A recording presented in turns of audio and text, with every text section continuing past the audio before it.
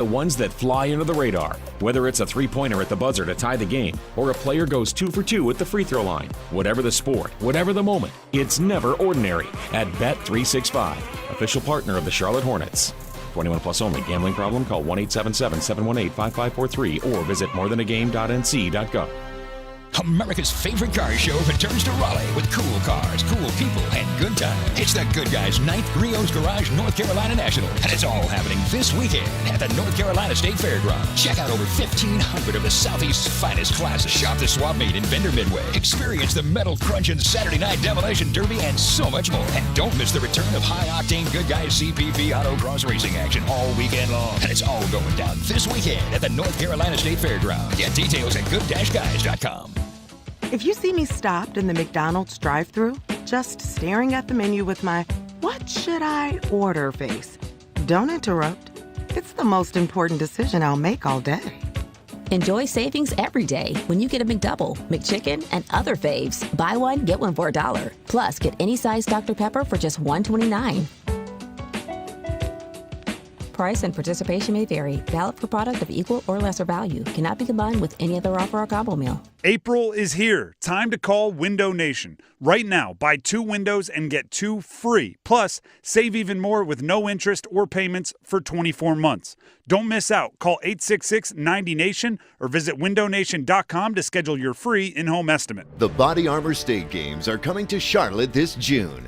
Registration is open to athletes of all ages and skill levels in 25 different sports. The Body Armor State Games feature 13,000 athletes and 700 teams. Don't miss out on North Carolina's largest sports festival of the year.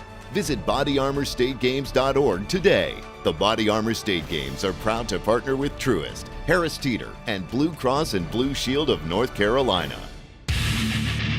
This hour on the Triangle Sports Leader is brought to you by the Ritchie Law Firm Injury Lawyers. Shoots, he scores! Go to GotBryan.com. That's GotBryan.com.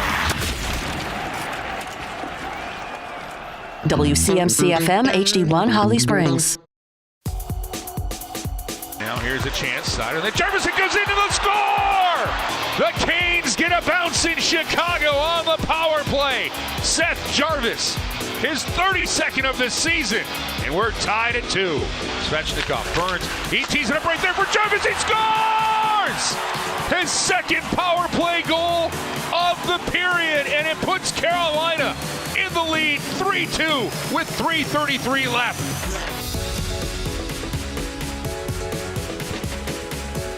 It's the Adam Gold Show. How you doing? I'm Adam Gold.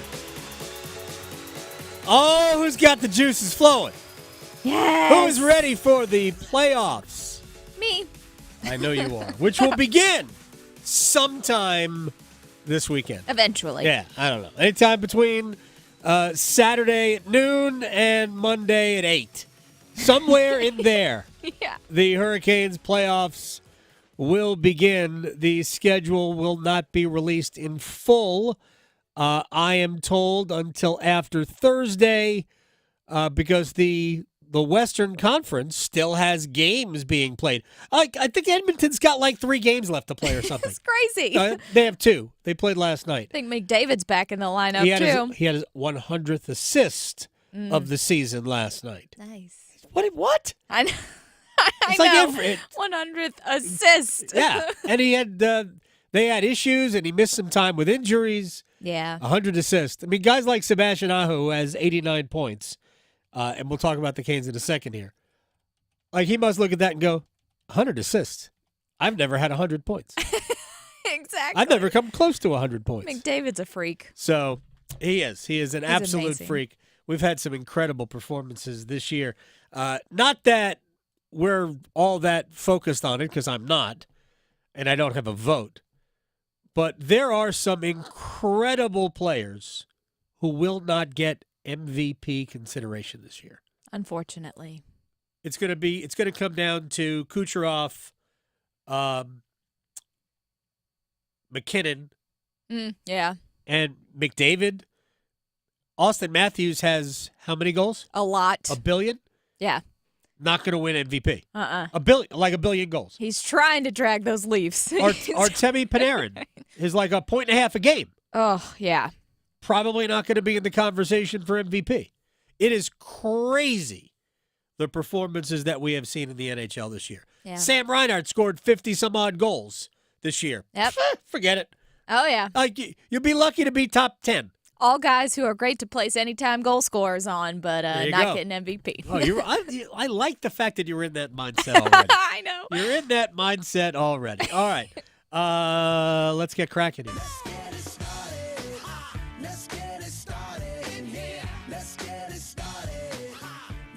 All right, let's do it. The great philosophy. I'm sorry, I'm going to start that over. The great philosopher. Yeah, when you post this part of the show, Victoria, Yeah, just take that part out. start it right here. I can do all right? that. In 3, 2, 1. The great philosopher Yogi Berra once said about something he felt that had happened before. It was deja vu all over again. Yes. Yeah? Yeah, great. I like it. It's a great yogiism. That one I works. have other favorite yogiisms. I'm just going to throw them in here because I can. No one goes there anymore. It's too crowded. Yeah. Think about it. He could be talking Right? about a lot of different Right? things, too. No one goes there anymore. It's too crowded. Yeah. When you come to the fork in the road, Grab a spoon. No, Take I'm just it. kidding. Yeah. take it. Yeah. Like, again, think about it. It's great. It gets late early out there. And half of baseball is 90% mental. Great at math. Yes. Yogi. I love it. Yogi. Sneaky brilliant. Yes. Yogi Berra, Cam Newton. Very similar. Oh, yeah. Very similar. We could make a lot of T-shirts with their Gosh. isms. Cam. Hindsight is 50-50. I mean, yeah. what's the difference between 50-50 vision Yeah. and 20-20 vision? It's the same. It's the same. Just different numbers. Exactly. So, yeah, forget it. We could go on forever on that. So, embrace your inner yogi because the Carolina Hurricanes will be squaring off with the New York Islanders in the opening round of the playoffs. Again. For the second consecutive year. Last year, we remember what happened last year. Hurricanes won it in 6 games. Right. It's going to be a physical series. We expected there to be no goals. Mm-hmm. And it's like all there were goals. Yeah, goals everywhere. You Like, get a goal, and what's you get a going goal. on here? Yeah. Like, we expected it to be like 5, however many games of 2-1. Mm-hmm. And we had goals galore. Yep. Kind of similar this regular season, by the way, against the Islanders. So, last night the Islanders won in New Jersey. The Rangers shut out the Senators, which means the Islanders clinched the 3rd seed. Rangers clinched the President's Trophy. Congratulations to the Rangers, who lost in the first round of the playoffs last year to the Devils and then bounced back this year, had a great season.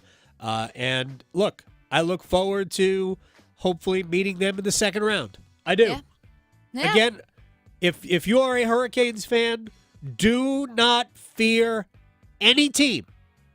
Going to have to beat all good teams to win it. Yep. Do not fear any team.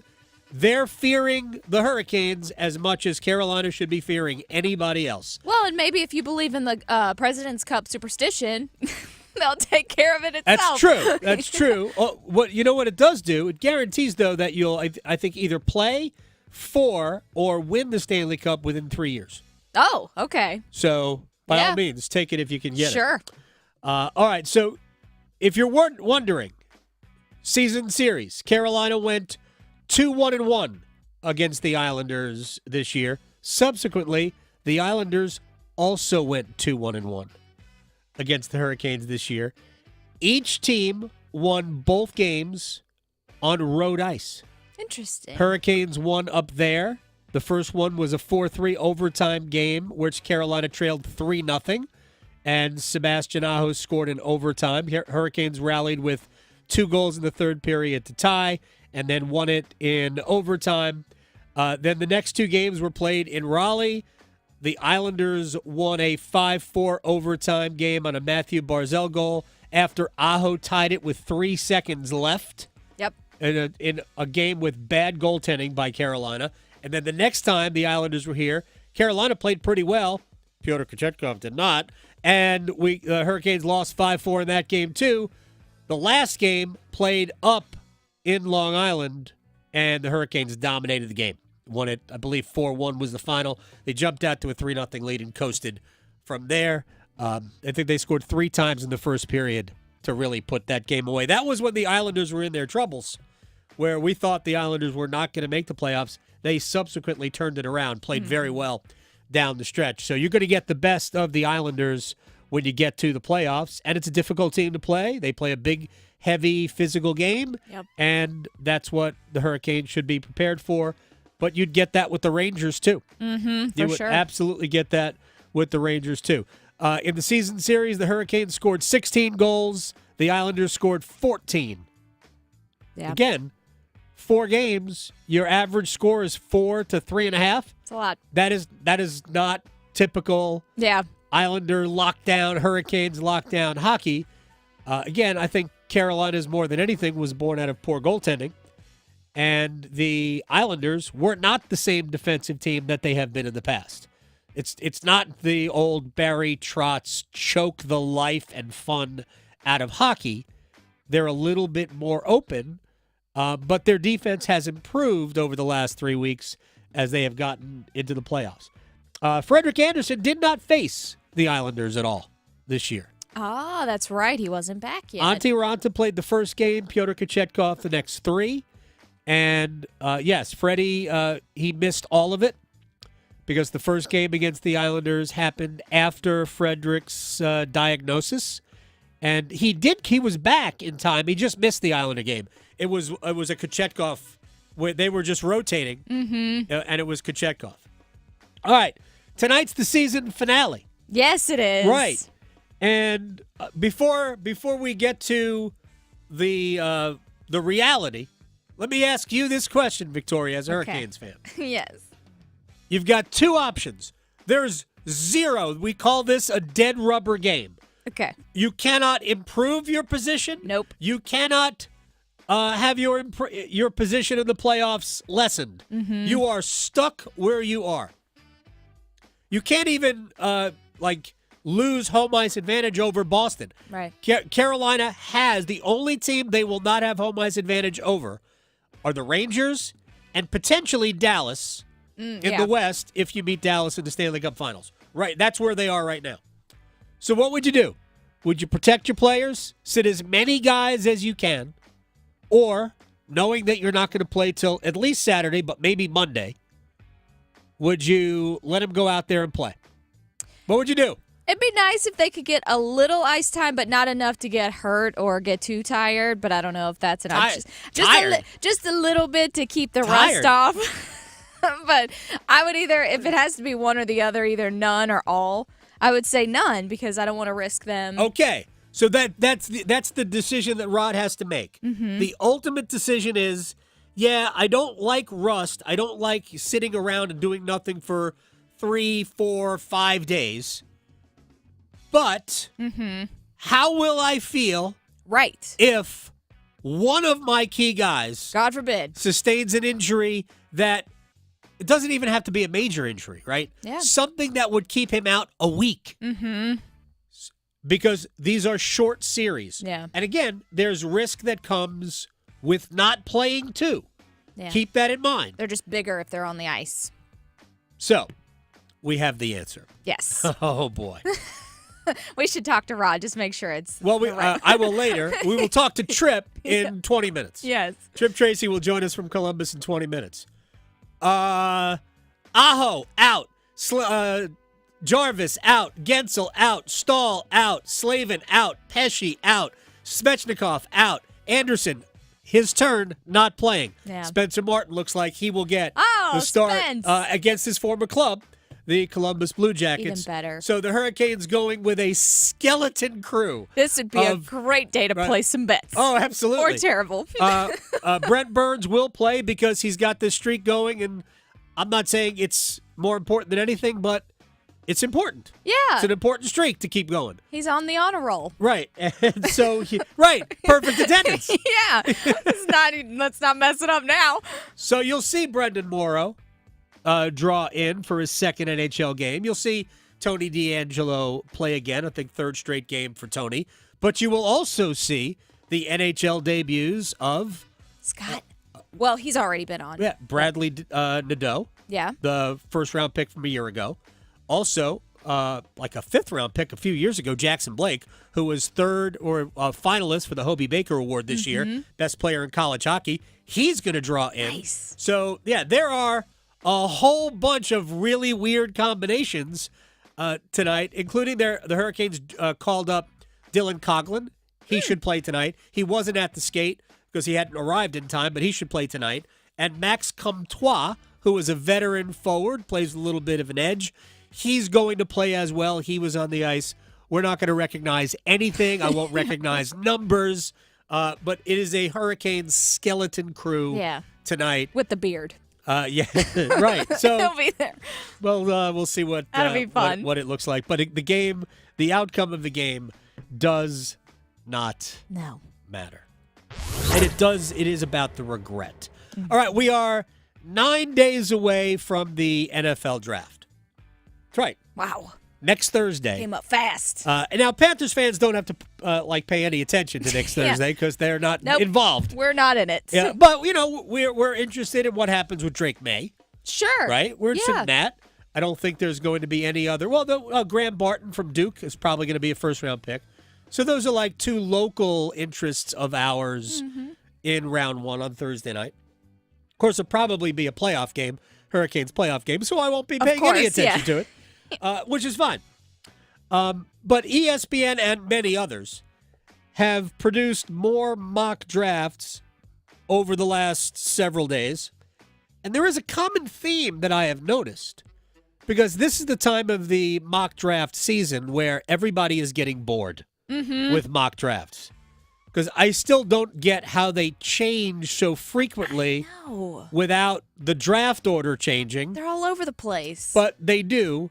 And here's where we get bored. We start mocking trades. And there are a number of mock drafts that have the Panthers trading out of the first overall pick in the second round, number 33, to get more draft picks later in the either day 2 or even into next year or later in the draft. At least we're not trading up. Yes. Please don't. At least they're not trading. Yes, I agree. Please don't. No. So I don't know, and we'll talk to Will Brinson about this in about an hour. Like, I would want to keep the first pick in the second round. Yeah. Now, they have the sixth pick in the second round as well. I'd be more apt to trade that. It would have to be about value, and I would want, out of any trade, I would want multiple picks on day 2 from any trade. So if I was going to trade number 33, I would like 2/3 for number 33, because I want to have as many kicks at it on day 2 as I can. So that's where my headspace is at with regards to the Panthers. I'd be more apt to keep 33 and 39. At least it feels like you're in the game if you keep that one.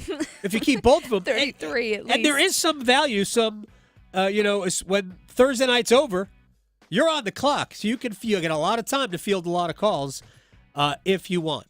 But what is the area that they have to address first out of this draft?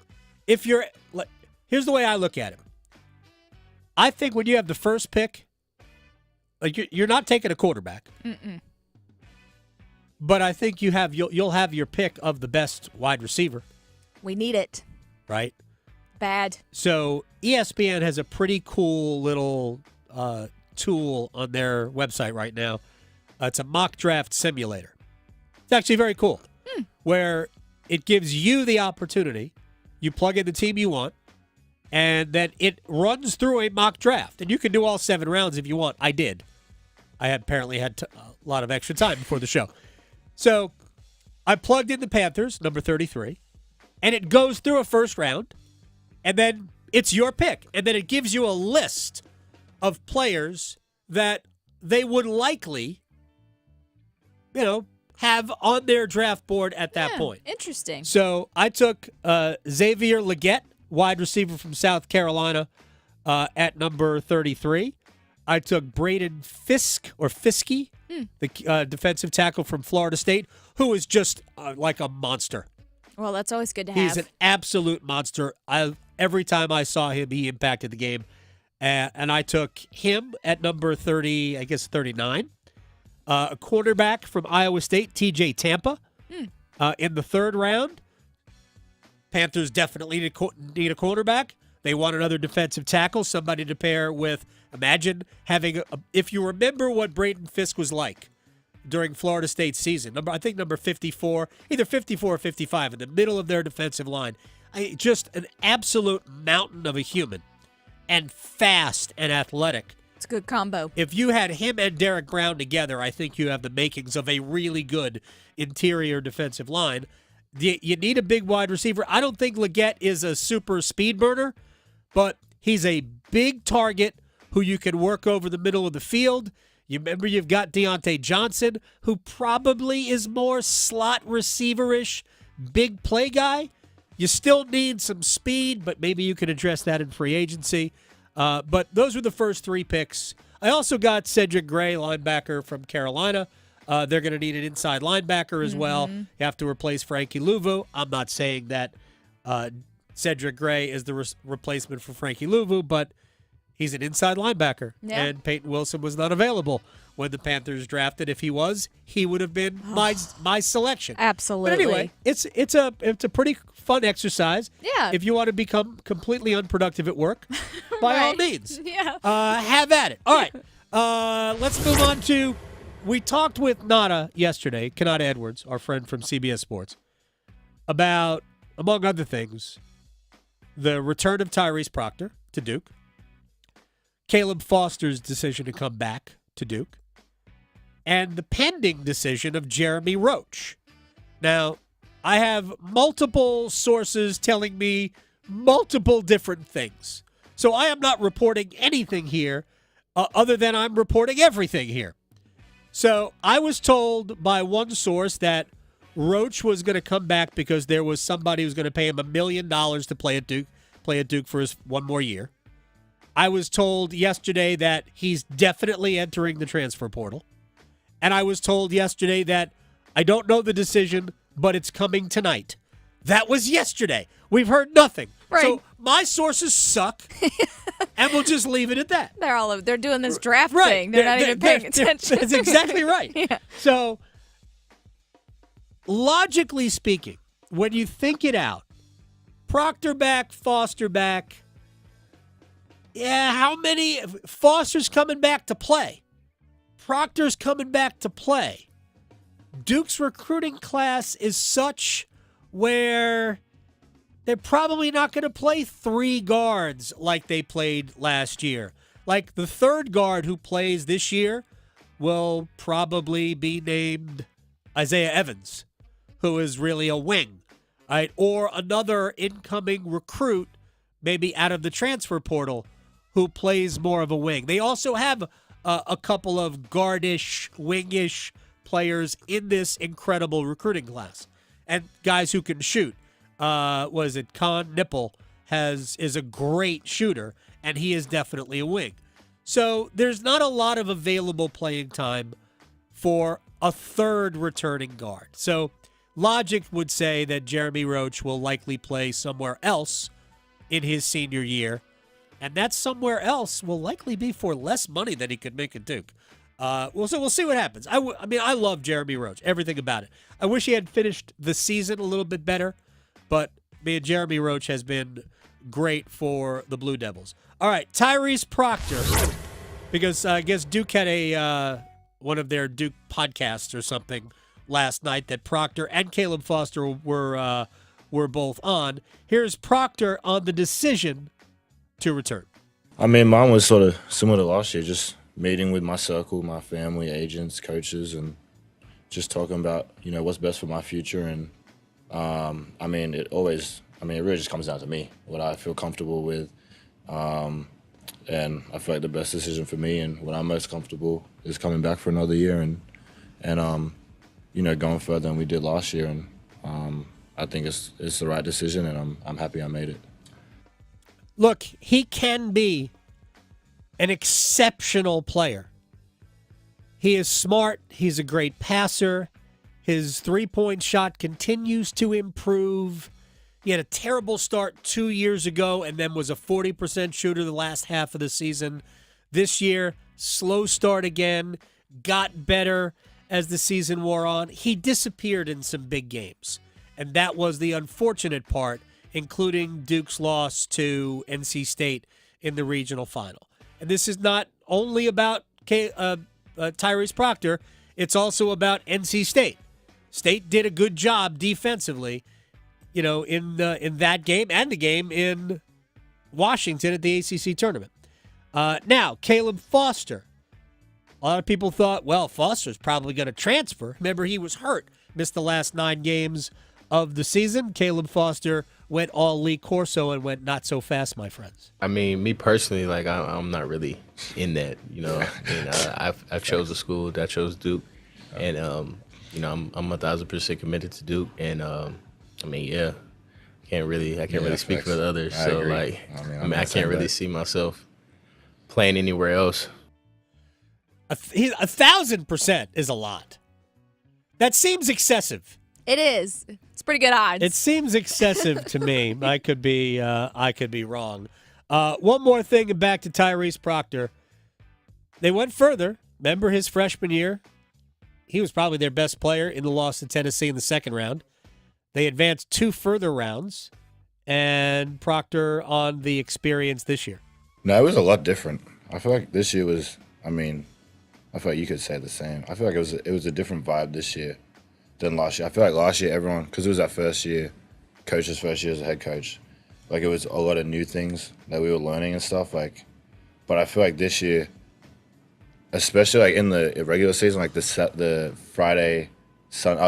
Monday games, we had 4 of them in the regular season, I think. Yeah. So I think those helped a lot.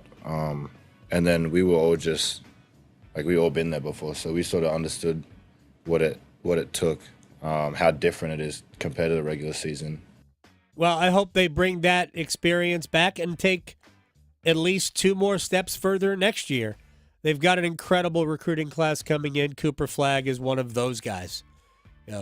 He's going to be the first pick overall in the next draft. So we'll see how John Shire constructs the roster. One more, I guess, transfer portal-ish. It's not even news because nothing has happened. Former North Carolina forward who transferred to Georgetown, Dontrez Styles, is apparently very interested in continuing his playing career at NC State. I just read that off of our friend Corey Smith from Pack Pride off his Twitter feed. So, get on the internet, Super Sleuths, and find out what's happening. All right, when we come back, Trip Tracy joins us from Columbus. What's left of the Hurricanes by choice, not playing tonight. But we'll talk to Trip about tonight's season finale of the regular season next. Raleigh to Boone, Charlotte to Chapel Hill. Your Carolina is covered. Adam Gold on the North Carolina Sports Network. Listen every afternoon for The Drive with Tim Donnelly. The NC State magical run to the Final Four is over, but we can use all the cliches. Don't cry because it's over, smile because it happened. All good things must come to an end. When in actuality, it's about the future. How does NC State make sure it's not that one time they had that good run, and instead it's something they build off of? That's the challenge for Kevin Keats. The Drive with Tim Donnelly, 3 to 6 on 99.9 The Fan. Hey, it's Adam Gold, and it's playoff time in the NHL. You know that. Hurricanes do have 1 regular season game left, but the playoffs start this weekend. And FanDuel is America's #1 sports book, and you can unlock $200 in bonus bets guaranteed when you make your first $5 wager. Go to FanDuel.com, promo code AdamGold to sign up. FanDuel.com, promo code AdamGold. By the way, Canes huge favorite over the Islanders, minus 350 in the first round of the playoffs. FanDuel.com, promo code AdamGold to sign up. Get $200 in bonus bets, win or lose when you make your first $5 wager. And FanDuel is America's #1 sportsbook. Must be 21 and older and present in North Carolina. First online real money wager only. $10 deposit required. Bonuses issued as non-withdrawable bonus bets that expire 7 days after receipt. Restrictions apply. See full terms at FanDuel.com/sportsbook. Gambling problem? Call 877-718-5543 or visit morethanagame.nc.gov. Mitchell Heating and Cooling. We do the job right every time. I'm Drake May, quarterback at UNC. Trust the team at Mitchell Heating and Cooling for your HVAC needs. Together we win. Call Mitchell Heating and Cooling today. Contact us now at mitchellhvac.com or 919-556-5069. Train. It's hard to stop a train. The best solutions every time. It's Truck Month at your local Ram dealer, and now's the time to get great deals on our award-winning lineup of trucks. At Ram, all we do is trucks. Maybe that's why Ram is the most awarded light-duty and heavy-duty truck brand over the last 5 years. Ram trucks feature innovative technology and uncompromised power and dependability that give you the power to strengthen your truck game. Go to ram.com for great deals and hurry in for the best selection of trucks during Ram Truck Month. Based on total full-size pickup awards 2019 to 2023 CYTD, based on standard and available features offered. Adam Gold in studio with my friend Dallas Spruill from the Aluminum Company of North Carolina. I have more windows in my house than doors, but if I wanted to change out windows, how long does this whole thing take? So typical job, couple of days, 2-3 days, and that's complete. It's very unintrusive. A lot of these home improvement projects, it can take weeks or months. You can beautify your home. You can make it more energy efficient. You can make the windows that are a lot easier to use and clean. And you can do it quickly. It's 2 to 3 day job usually. 2 to 3 days. And how many different types of windows do you have? Where do I begin? We don't have that much time. We got colors, options. These things are custom made to your specifications, sized perfectly to fit the openings. Can you put a window where I don't have a window? We do it all the time. Unbelievable. Dallas Spruill from the Aluminum Company of North Carolina, 800-672-4348 on Hamlin Road in Durham, aluminumcompany.com for windows, right? Absolutely. And doors. Free. Who doesn't love free? With Milo's Rewards, you get the member-only treatment that's actually worth it. Enjoy free member gifts you'll love. And once you reach Silver Key status, you can get free standard shipping. Because Lowe's knows nothing feels better than free. Learn more about our new loyalty program at Lowe's.com/MyLowe's Rewards today. Program subject to terms and conditions. See Lowe's.com/terms for details. Member gifts may be subject to additional terms and restrictions. See Lowe's.com/shipping terms for details. Subject to change. This is Adam Gold. Anti-vax, anti-sax. Who's going to say no to that on the campaign trail? You can put that on a bumper sticker. You can slap that on the podium when Aaron Rodgers is at the campaign rally. You're not going to be a football player for the Jets and be on the ticket and campaign. You can't do both. The Adam Gold Show.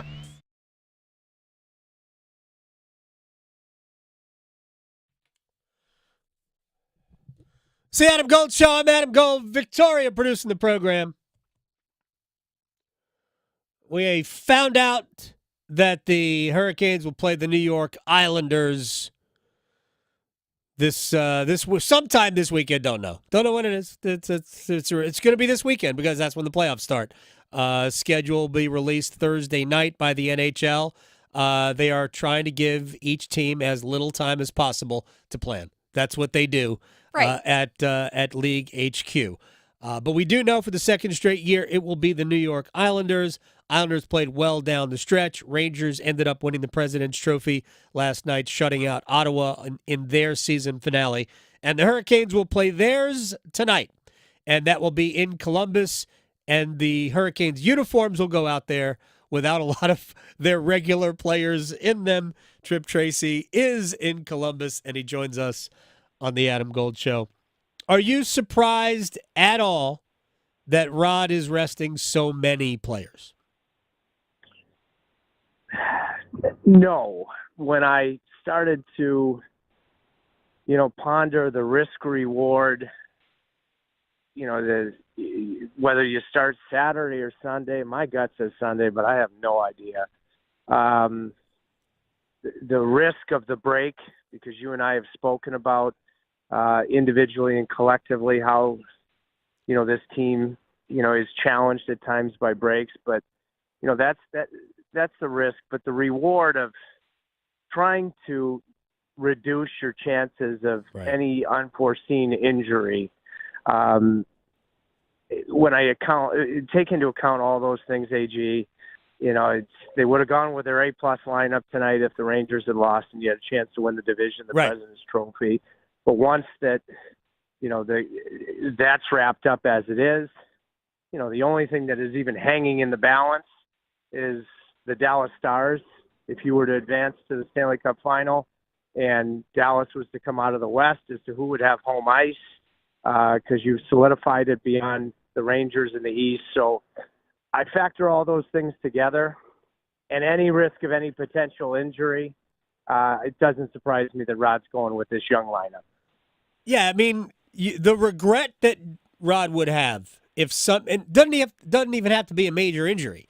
If Svechnikov tweaks his upper body injury that kept him out of the lineup for on 2 or 3 different stretches this year, even if it keeps you out for 2 games, right? The regret you would have in that regard, I think probably weighed on Rod. And the truth is that if you don't play until Sunday or Monday, there's going to be rust whether these guys play tonight anyway. So the more I thought about it, the more it made sense, even though I know these guys don't want to sit. Like if you asked Aho, Jarvis, Gensel, do you want to play or watch tonight, they would have all said, like, I got skates, let's go, because that's the way they're wired. I go back to the crazy pandemic Central where nothing was to be played for in the last couple of games, and Aho played. Remember those games in Nashville? He played both of them, and then they went into the playoffs. So these guys ultimately, they ultimately want to play. If I had to ask you, who's the MVP of the regular season? I should have saved this for the end, but I'm not. Who is Carolina's MVP of the regular season? By the way, quick, and he'd be a candidate, but quick book note to what you just said. I want to say in the last game of the regular season that year that's where Slavin got hurt. And there you go. Then you had to really manage him in that first-round series against the team he got hurt against late in the regular season, the Nashville Predators. So that's a great example of it. The most valuable player to the hockey club, is, I just mentioned Slavin. He'd be a prime candidate. Sure. At the end of the day, I just have to go with Sebastian Aho because, A, when I look at his production, B, when I look at his plus-minus, and C, when I look at when this team was facing by far its most adversity in the mid-portion of December and that massive win in Ottawa that really, I think, turned things around. I think he had 2 or 3 points in that hockey game. I think he might have had the game-winning goal. So that was the most adversity that the team faced. Since then, I think he has truly graduated from being a star performer that was having a solid season to being a superstar. So when I factor in all those things, there's some other great candidates, but Sebastian Aho would be mine. Yeah, that was a 3-point night that triggered the rest of the season, and Aho has been about 1.2 points a game basically since then. And as I think at last look, plus 34 on the season, face-off percentage around 55%. These are all the things that matter to the head coach. He has been tremendous. I'm just going to throw my hat in the ring for Seth Jarvis, considering where he is, what he means in all situations to this team. And comparing lines is so dangerous in terms of disrespecting what we've had in the past. But Aho, Gensel, and Jarvis has to be as good as anything Carolina put on the ice in 2006, no? Yeah. I mean, it's in 2006, you had, in the regular season, you had the two Eric Stahl and Cole and Corey Stillman. That was unbelievable. Great. Eric Stahl had 100 points. Yeah. And then obviously Cole had that scary injury at the trade deadline. And so that line's star play was disrupted. But no disagreement in terms of that comparison, and also the invaluable value of Seth Jarvis, AG. Trip Tracy is joining us here as we get ready for the Hurricanes and the Columbus Blue Jackets tonight. We're going to see some young guys. We're going to see Scott Morrow play again. We're going to see the NHL debut of first-round pick Bradley Nadeau. Jackson Blake, who was a finalist for the Hobie Baker Award. What's your level of excitement to see what these guys can offer? High level. It certainly changes my perspective and the juices flowing element in an otherwise essentially meaningless game. Had a chance to get to know all three of these players. I know it's the second game for Morrow. I thought he was very solid and got better as the game wore along, more comfortable, more offensively dangerous against St. Louis. And watching Nadeau and Blake, the way the puck pops off their stick when they shoot the puck. The kid that played Nazar in Chicago playing in his first game. The way that these young guys, collegiate products, their self-belief, their dedication to their skill sets can jump into the league. And if you're an offensive shooter, like a couple of these guys that can already fire the puck in a noticeable manner at the National Hockey League level is really impressive to me. And I don't care how many times you are fortunate enough to broadcast and observe a National Hockey League debut, it never gets old. So in these circumstances, I'm really excited to see these Nadeau and Blake enter the lineup tonight. It's going to be a ton of fun. Yeah, they both had outstanding offensive seasons. Blake at North Dakota and Nadeau for the Maine Black Bears. Jack Drury is going to center Carolina's top line tonight, it appears. But it's a pretty big game for Yevgeny Kuznetsov, wouldn't you think? I absolutely agree. You're looking at I say competition for the center ice position, but you do have, when you factor in what your lineup is going to be, of course, you hope first and foremost you get out of this game healthy, and then what probably will be a physical series. If last year's is any indication against the Islanders, when you're thinking about Kotkaniemi and Drury, there are two players that have shown they can play wing, but there is major competition in the middle of the ice. And you mentioned Jack Drury. I don't see him based upon, the situations that Rod uses him. I don't see him coming out of the lineup. So I really think about Kuznetsov and Kotkaniemi. I would suspect, Adam, that based upon the fact that Evgeny Kuznetsov is a Stanley Cup champion, that he very easily could have won the Conn Smythe with Washington, that come game one on the weekend, that he'll be the incumbent. He'll get first crack. Sure. But there's a ton of urgency for him.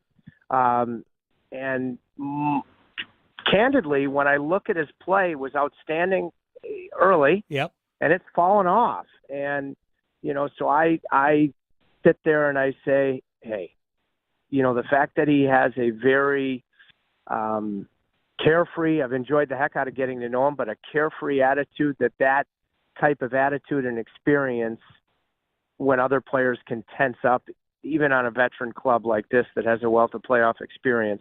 But that demeanor that Evgeny has, I'm hoping it's going to allow him to flip a switch, and a very significant switch at the beginning of the playoffs. But you got to start flipping that switch in a game like this. So I do think it's not everything, but it's another important night for Kuznetsov. Yeah, my read on him is that a lot of adrenaline when he first got here, because he hadn't played a lot of hockey in a while. A lot of adrenaline then, hit the wall. I kept likening it to when Justin Williams returned after missing the first, 4 months of his second season under Rod, and that there was an initial adrenaline burst, and then there was a 2-3 week kind of valley to push through, and then he came out on the other side and was great. I'm counting on Kuznetsov, this being the other side when we get to the playoffs, when the lights are brightest. And he has certainly he's proven to be a big game player in the past. We're assuming that it'll be Frederik Andersen in Game 1. He has not faced the Islanders at all this year. The one time he was on the roster, it was Kochetkov's turn to play, and it looks like we're going to see Spencer Martin tonight. But just your thoughts on the Islanders again, especially the way they are playing. How differently are they under Patrick Waugh than they were under Lane Lambert and before then under Barry Trotz? Well, I mean, the first thing I think about AG, it's been so long since I played the game, but one of the reasons, and there were several, that fast-tracked me to not playing and to the booth was I probably gave my opponent individually and collectively too much respect. And so I caution myself when I think about the Islanders, and I have profound respect for the Islanders because I thought that was a much, much more difficult series than the 6 games that it required last year, physically in particular. Carolina is a better team, but it's tough to beat the Islanders. It would be 3 times the Islanders. I think it would be 5 or 6 with Lou Lamoriello managed teams going back to the Devils.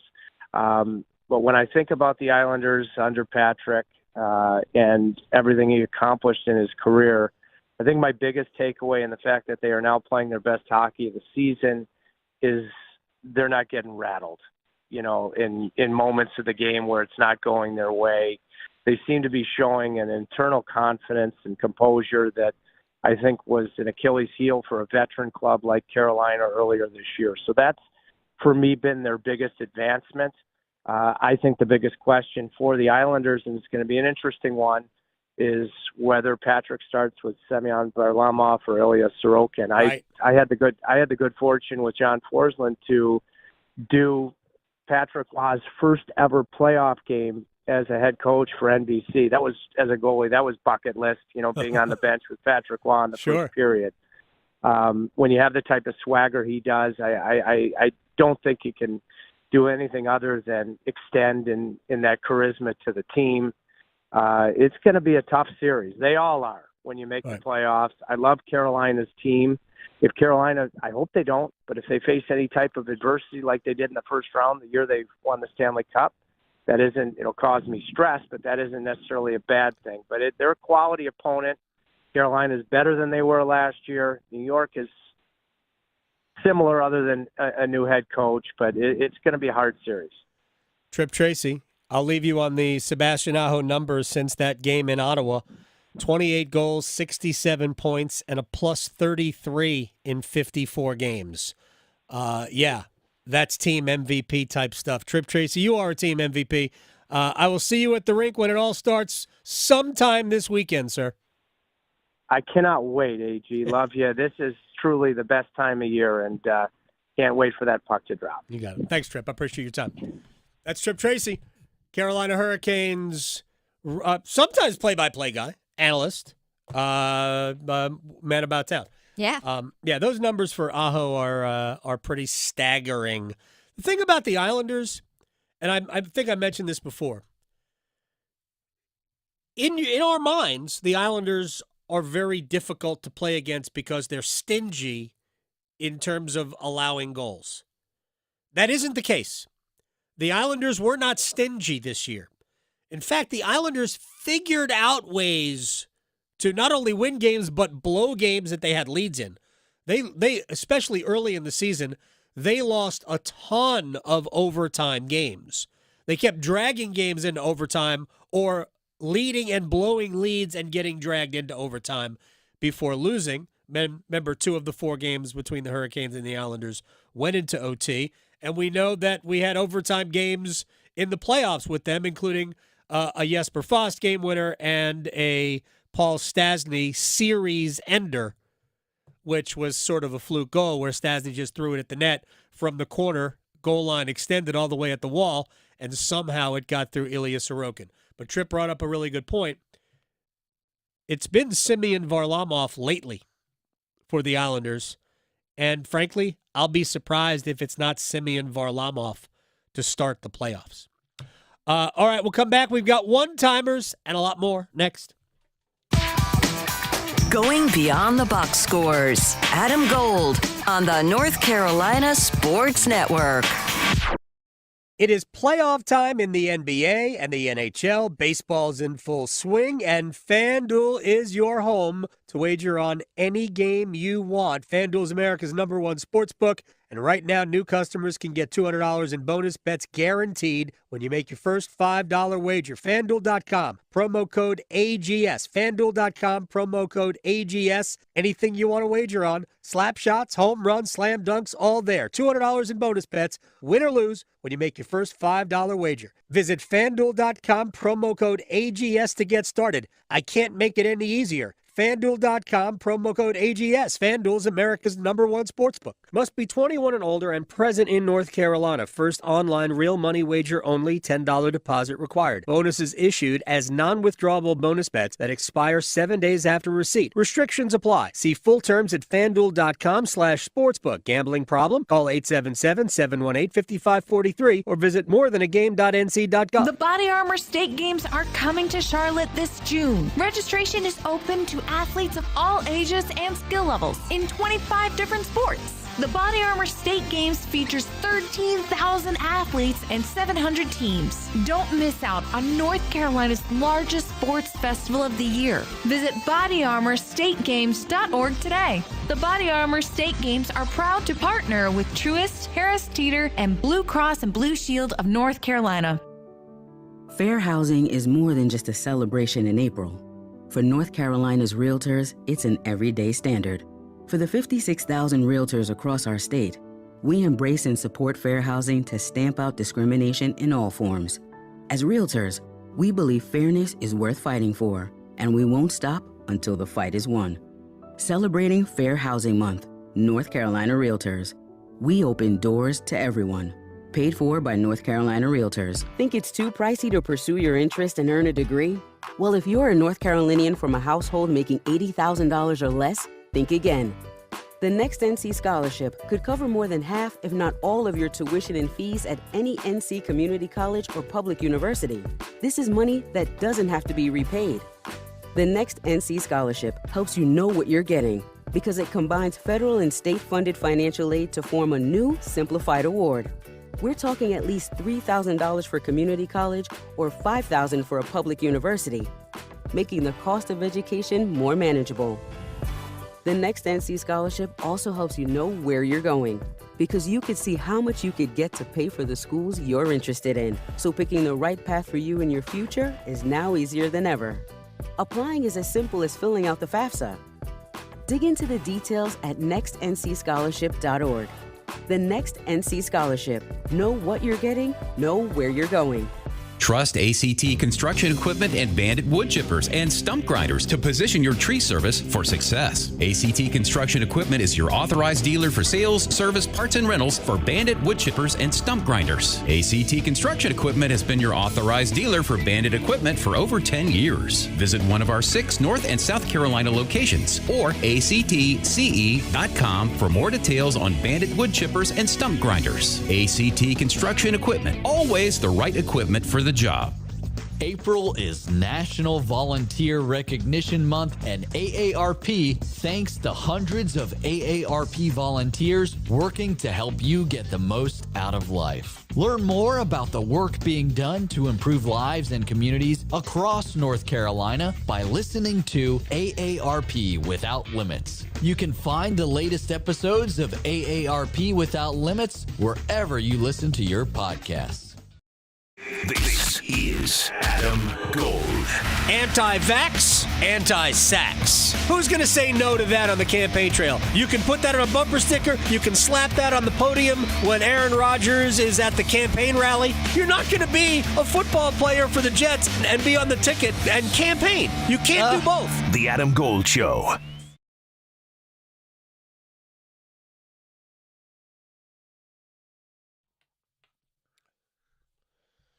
It's the Adam Gold Show. How you doing?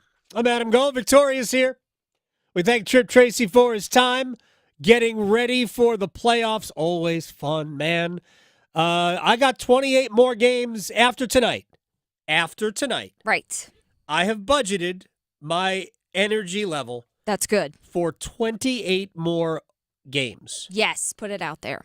that does not include 4 overtimes. Yeah, which we know, we are all well aware that this can happen because it has. That night. It was never ending. That night ruined me. Yeah. In a lot of ways, it ruined me. If we would have come away with a win, too, that would have helped a little bit, but it stung even worse and made us even sleepier the next day. I still wasn't doing the podcast after a win. No. I remember tweeting that out at about 1 o'clock in the morning. There will be no podcast tonight. Just letting you know. Yes. All right, let's do one time.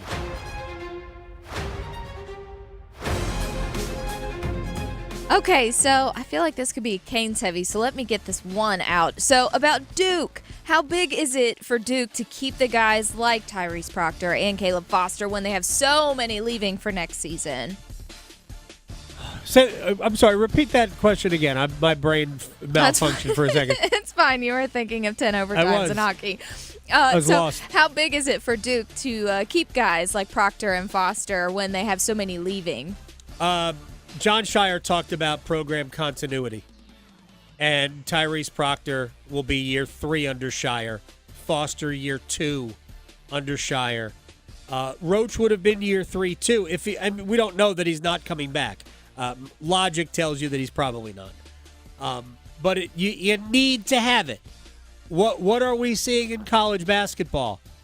The older teams, the teams with more familiarity with one another, tend to win. Yeah, makes sense. Makes sense. They know each other. Okay, so moving on to the Canes. Because of the history, well, we now know that the Canes are going to be taking on the Islanders in the first round of the playoffs. Because we now know this, and this is not the first time that they've met in the playoffs, is there a player or a line that the Canes should really kind of prepare most for or keep the closest attention to? I mean, the Islanders are not necessarily super deep in terms of dynamic players. However, Brock Nelson is going to score goals against Carolina because that's what he does. Mm-hmm. He's like the Islanders' version of Mika Zibanejad.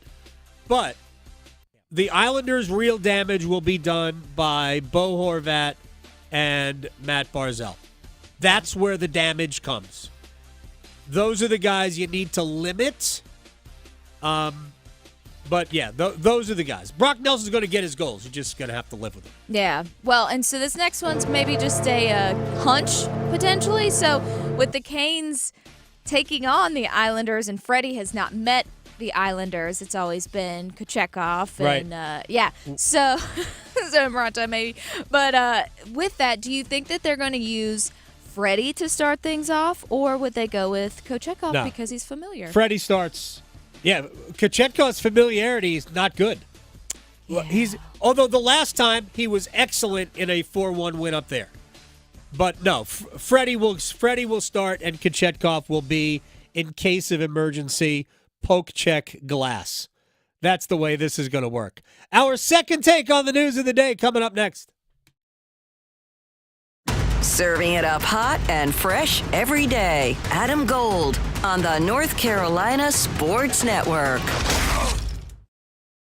Have you ever had a chocolate chess pie? That can be a life-changing event. Seriously, it's that good. Or my wife's apple pie. Yes, that good. How about another life-changing event? I had LASIK. I met Dr. Lori Travers at Travers LASIK, and this is, by the way, way better and longer lasting than a chocolate chess pie. And she took me from 20/250 vision to 20/20 vision, totally painless. Took about 5 minutes per eye, and I have not had to use contact lenses or glasses ever since. She changed my life about a dozen years ago. All you got to do is go to Dr. Lori Travers. She is the Triangle's only LASIK specialist, and Travers LASIK is the best place to go. 0% financing for 24 months is available. You can even save $1,000 right now. Go to Dr. Lori Travers, 919-510-6830, 919-510-6830. You can get a free consultation. TraversLASIK.com. Change your life for the better, and do it now. Travers LASIK, 919-510-6830 or TraversLASIK.com. Direct auto insurance is for uncompromisers. Like Matt. When his old car insurance got so expensive, do you think he walked until his sneakers wore out? No, because he found savings with Direct Auto so he could drive instead of compromise. With savings of up to 25% on state minimum coverage, you too can stop compromising and keep driving. Get a free quote at directauto.com or a store near you. Savings vary, terms apply. National General Group, Winston-Salem. They say consistency is the key to success. They weren't wrong. So how about grabbing a beer that's consistently smooth, consistently refreshing, and consistently light?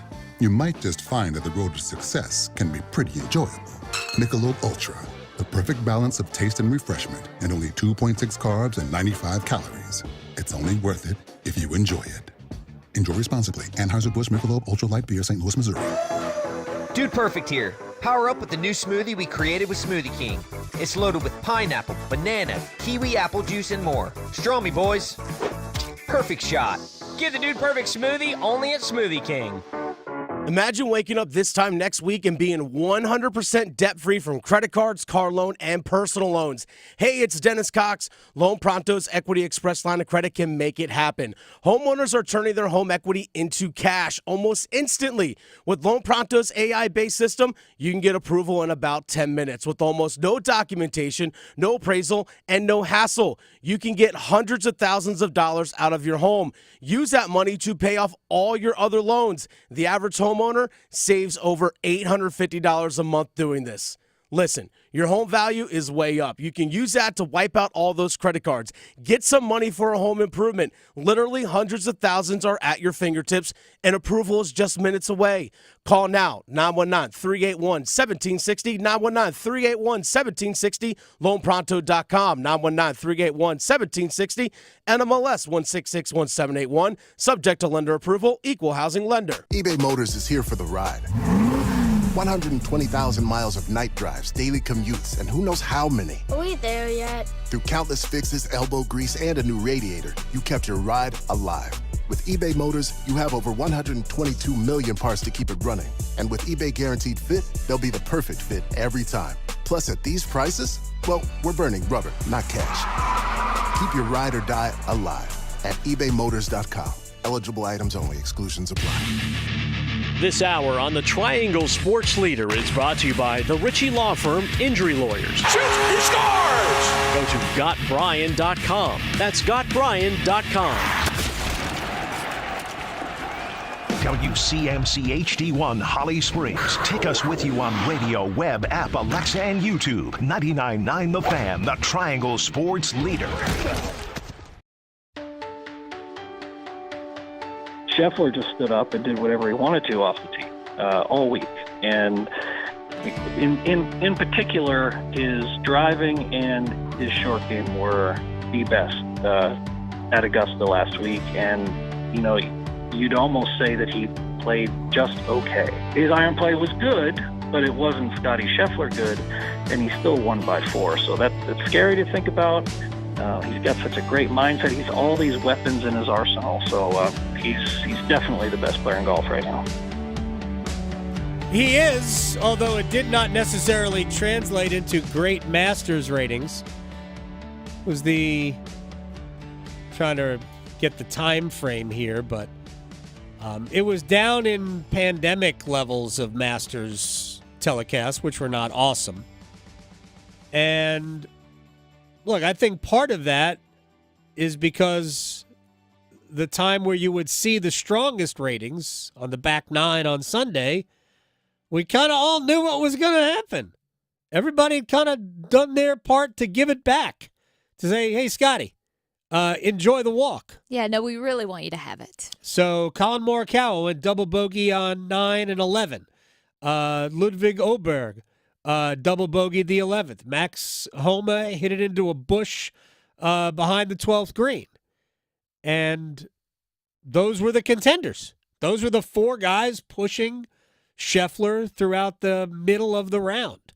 You know, when you go back and you look at the leaderboard of the Masters, you know, from like the 7th hole through the 10th hole, there at one point, there were all 4 of them were at 6 under par. Like, wait a second, we could have an epic duel. Less than an hour later, it's like, oh, Scotty, okay. No offense to Scotty Scheffler. No, it's just predictable. So we just knew what was going to happen. When the outcome is obvious, because Scotty is not the type of player, not that you can't do it, because you certainly can. You could fall apart. But Scotty is not the type of player who is normally prone to falling apart. Yeah, flopping. And he showed you early in the round anyway that he was not necessarily as sharp as he could be, but it didn't hurt him. Yeah. I mean, it wasn't like he dropped a ton of shots. He just kind of was treading water. No. So when you saw where he was, you just went to go make a sandwich. I did. I went and did barn chores. There you go. Not everybody does that. I do. No. I do it because I love my wife. All right, we have a second take on the news of the day. All right, we're going to talk NBA playoffs later on today. We are going to do that. Brendan Whitted, our friend, one of our basketball gurus. We're going to talk. We have play-in tournament starts tonight, Western Conference.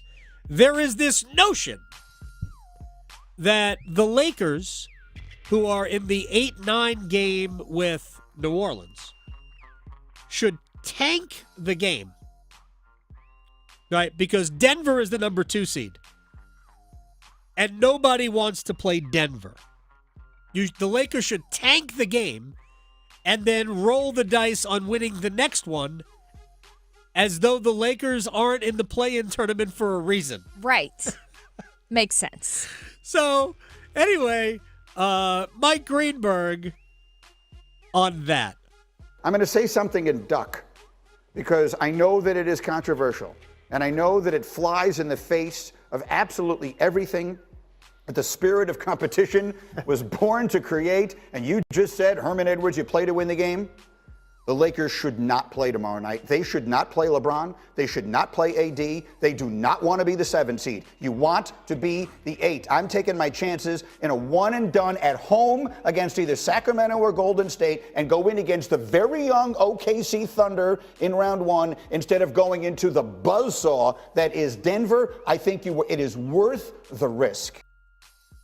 All right. First of all, maybe this is just the way I process these things. Orchestrating your matchups in the playoffs is dumb. I can't think of a time where orchestrating your matchup worked. Yeah. And if Denver's such a buzzsaw, wouldn't you rather catch him early than late? Because if Denver's in a rhythm when you get them, they're going to crush you. Plus, the Lakers aren't winning a title anyway. Get to the playoffs. The only advantage to missing the playoffs would be being in the lottery. That's it. And in this case, be like, let's just tank both games.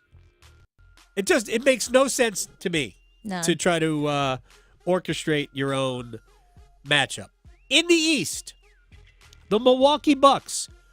Remember when they shocked the world by firing their coach, who had like a .730 winning percentage, to bring in Doc Rivers, who, well, has significantly less than a .730 winning percentage. It's about .480 as the head coach. I think they were 17-18 under Doc or something like that. I could be slightly off. So the Bucks, who changed basically the structure of their roster this year to add Damian Lillard, another dynamic offensive player, but completely destroyed themselves defensively. Stephen A. Smith says Dame on the line if they don't do well. If Milwaukee loses, I think you need to consider moving Dame up out of there. Got there. Let me explain. I'm not talking about his game. He's not happy there. Now, he's got a lot of distractions, which are his business, and we wish him nothing but the best. Nothing but the best. Because a lot of us will not be able to handle it as well as he's handling it. But nevertheless, whatever support system that you're looking for, and I'm sure they got love for him and they try to support him or whatever, but it's one of those situations where if you are not happy in a situation, albeit because of outside reasons. Right. He wanted to go to Miami. And I know he wanted to go to Miami too. Let's call it what it is. Let's call it what it is. I mean, you got all of that going on. That's a lot to deal with. The whole, what a mistake the whole thing was. You had a team that won the title a few years ago. You just needed some health and maybe an additional minor piece to put yourself back in that same position again. You went out and you swung big for Damian Lillard. He made your team worse. But here are the numbers, by the way. Under Adrian Griffin, the Bucks were 30-13. 30 wins, 13 losses. I shorted them. That's about 76% winning percentage. Under Doc Rivers, they are 17-19. Oh, the other direction. That for is Doc. the absolute other direction. Ugh. Anyway, that's look. I don't even blame Doc Rivers. The team isn't very good. I still don't know why they made a coaching change at 30-13. One of the craziest things ever.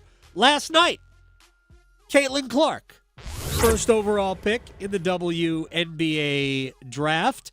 And now, because we have watched a women's college basketball season where there were superstar players creating tons of attention, and now we're treating the WNBA like it has not existed until today, which, whatever.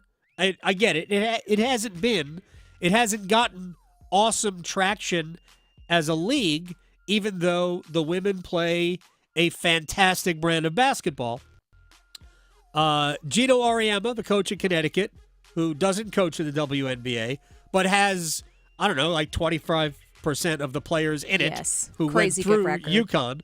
Auriemma has an idea of what the WNBA needs to do.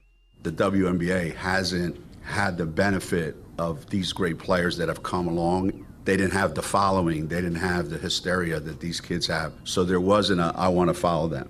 So hopefully this will change that narrative. But the WNBA is going to have to do a great job of marketing these guys. The WNBA, I don't think, has done a great enough job of marketing their individual stars for whatever reason, because there's been a lot of them. And maybe now I think it'll change. Maybe. I don't know. I think the WNBA's bigger problem, I think, has been that the players, as soon as the season is over in years past, have bolted for Europe, and in some cases Russia, to play.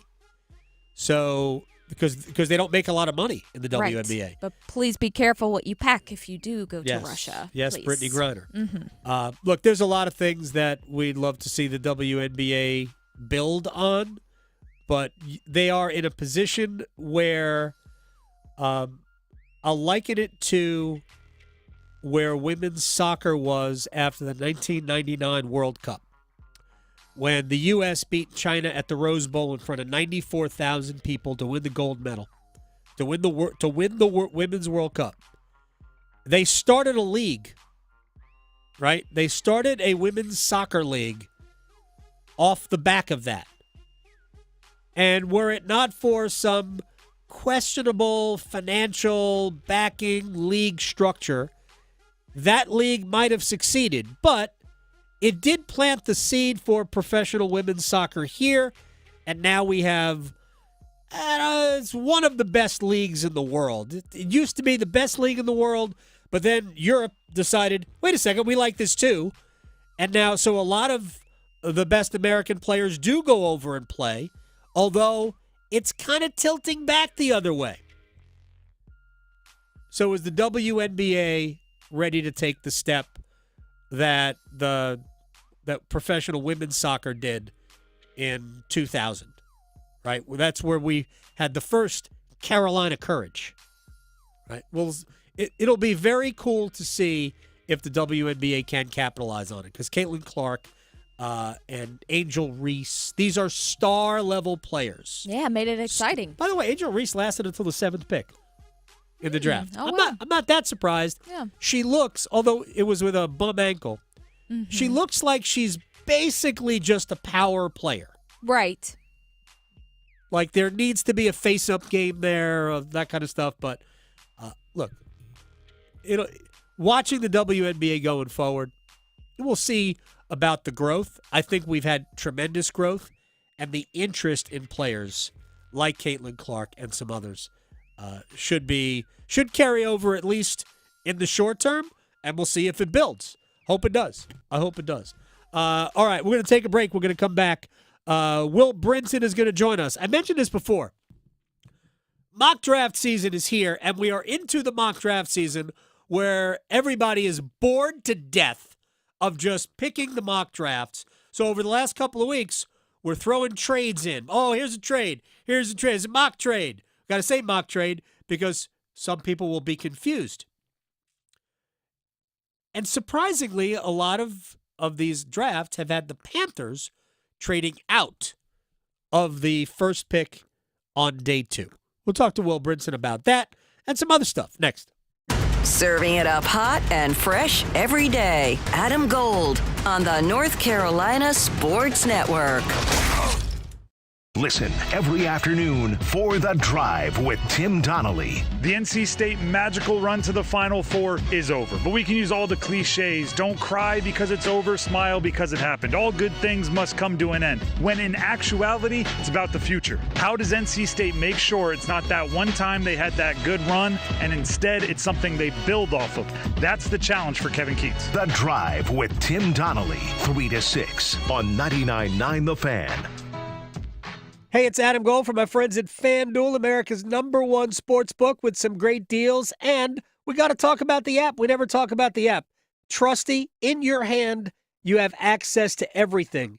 Champions League soccer, Europa League soccer, if you're a Liverpool fan. It was a tough weekend for us. And by the way, the NHL playoffs and the NBA playoffs all starting. FanDuel.com, promo code AdamGold. And if you sign up now, you get $200 in bonus bets when you make your first $5 wager. Then you too can be upset when Liverpool loses. FanDuel.com, promo code AdamGold to get started. FanDuel is America's #1 sports book. Go have some fun during the playoffs. Must be 21 and older and present in North Carolina. First online real money wager only, $10 deposit required. Bonuses issued as non-withdrawable bonus bets that expire 7 days after receipt. Restrictions apply. See full terms at FanDuel.com/sportsbook. Gambling problem? Call 877-718-5543 or visit morethanagame.nc.gov. What are you doing? I'm training for the new Ultimate Dash Scratch-Offs. I could get a chance to dash through a warehouse full of prizes. That explains the shopping cart. Plus, I could win up to $2 million in cash. And that explains the tuxedo. I'm chafing. Feel the rush with new Ultimate Dash Scratch-Offs from the North Carolina Education Lottery. Must be 18 to play. Approximate overall odds of winning are 1 in 3.78. Problem gambling helpline 877-718-5543. America's favorite car show returns to Raleigh with cool cars, cool people, and good times. It's the Good Guys 9th Griot's Garage North Carolina National. And it's all happening this weekend at the North Carolina State Fairgrounds. Check out over 1,500 of the Southeast's finest classes. Shop the swap meet in Vendor Midway. Experience the Metal Crunch and Saturday Night Demolition Derby and so much more. And don't miss the return of high-octane Good Guys CPV Autocross racing action all weekend long. And it's all going down this weekend at the North Carolina State Fairgrounds. Get details at good-guys.com. If you see me stopped in the McDonald's drive-thru, just staring at the menu with my "what should I order" face, don't interrupt. It's the most important decision I'll make all day. Enjoy savings every day when you get a McDouble, McChicken, and other faves. Buy one, get one for $1. Plus, get any size Dr. Pepper for just $1.29. Price and participation may vary. Valid for product of equal or lesser value. Cannot be combined with any other offer or combo meal. It's Truck Month at your local Ram dealer, and now's the time to get great deals on our award-winning lineup of trucks. At Ram, all we do is trucks. Maybe that's why Ram is the most awarded light-duty and heavy-duty truck brand over the last 5 years. Ram trucks feature innovative technology and uncompromised power and dependability that give you the power to strengthen your truck game. Go to Ram.com for great deals and hurry in for the best selection of trucks during Ram Truck Month. Based on total full-size pickup awards 2019 to 2023 CYTD, based on standard and available features offered. Hey everyone, it's Ted from Consumer Cellular, the guy in the orange sweater, and this is your wake-up call. If you're paying too much for wireless service, you don't have to keep having that nightmare. Consumer Cellular has the same fast, reliable coverage as the leading carriers for less. And for a limited time, new customers receive their second month free when they sign up and use promo code MONTHFREE by May 31st. So why keep spending more than you have to? Seriously, wake up and call 1-888-FREEDOM or visit consumercellular.com. Taxes, fees, and other third-party charges will apply. See website for additional details. This is Adam Gold. If the kids want to get on the floor, they're going to get on the floor. They'll find a way. There are too many ways to get on the floor. Yeah, and they've been drinking liquid courage all day. And that is very possible. But only the ones that are old enough. Only the older ones, yes. So, the Adam Gold Show.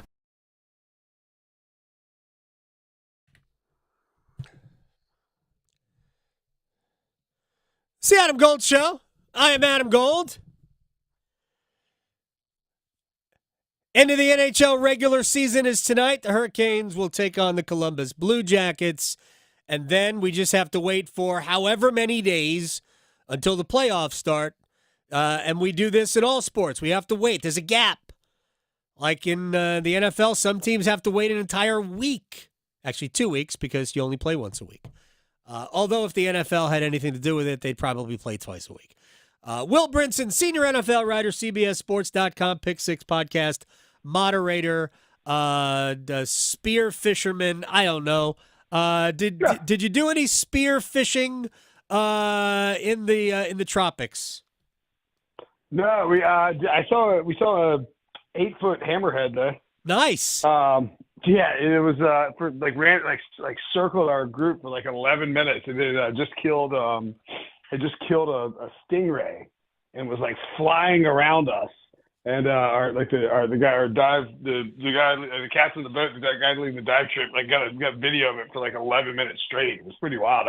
I saw a bunch of sharks down there, but didn't have seen a hammerhead before. But that was the first time I've ever seen one in 40 feet of water. It's hunting. It was pretty terrifying. Yeah. Were you in a cage or what? No, we were just swimming along. Wait a second. No. There's no chance of that, Will. What do you mean? He showed up on we'd seen a bunch of rays, and then all of a sudden there's an 8-foot hammerhead just circling. You're not checking out if you see it, if you're just walking around and there's a hammerhead shark, you're not checking out? I mean, what am I going to? I'm not going to swim. I'm going to swim away. I was hiding behind my dad, holding his leg. Well, you only have to be faster than your dad. Exactly. Yeah. He kept looking around, wondering where I was. There's actually this couple that was on that particular dive with us as well. It was their first ever boat dive, and it's the 8th dive ever. They'd only done shore dives before. And the guy swam down and got really close and was videotaping the shark too. And then after the thing, the girl told me, she was like, "I was hiding behind you." I was like, "Well, I was hiding behind Bob." Wait, did you say you were? Bob. I mean, look, Bob. I thought you said mom. I thought you said mom. No, I wouldn't. No, Mom wasn't on that. Mom skips the afternoon dives. Dad, Dad, aka Bob, was on the dive, and okay. I was hiding behind Bob. Look, he's had a great run. I mean, but I've got many years left here. Again, you only got to be faster than Bob. All right, we have reached the we're bored part of mock draft season, where we have everybody's doing trades, or all right, here's a mock draft, but we're only drafting players whose name starts with a vowel. Next week I'm doing my worst mock draft ever. The second annual worst mock draft ever, where the goal is to make every single fan base in the NFL mad. I'll probably have the Panthers trade a future first round pick to move up and draft Bo Nix or something. Exactly.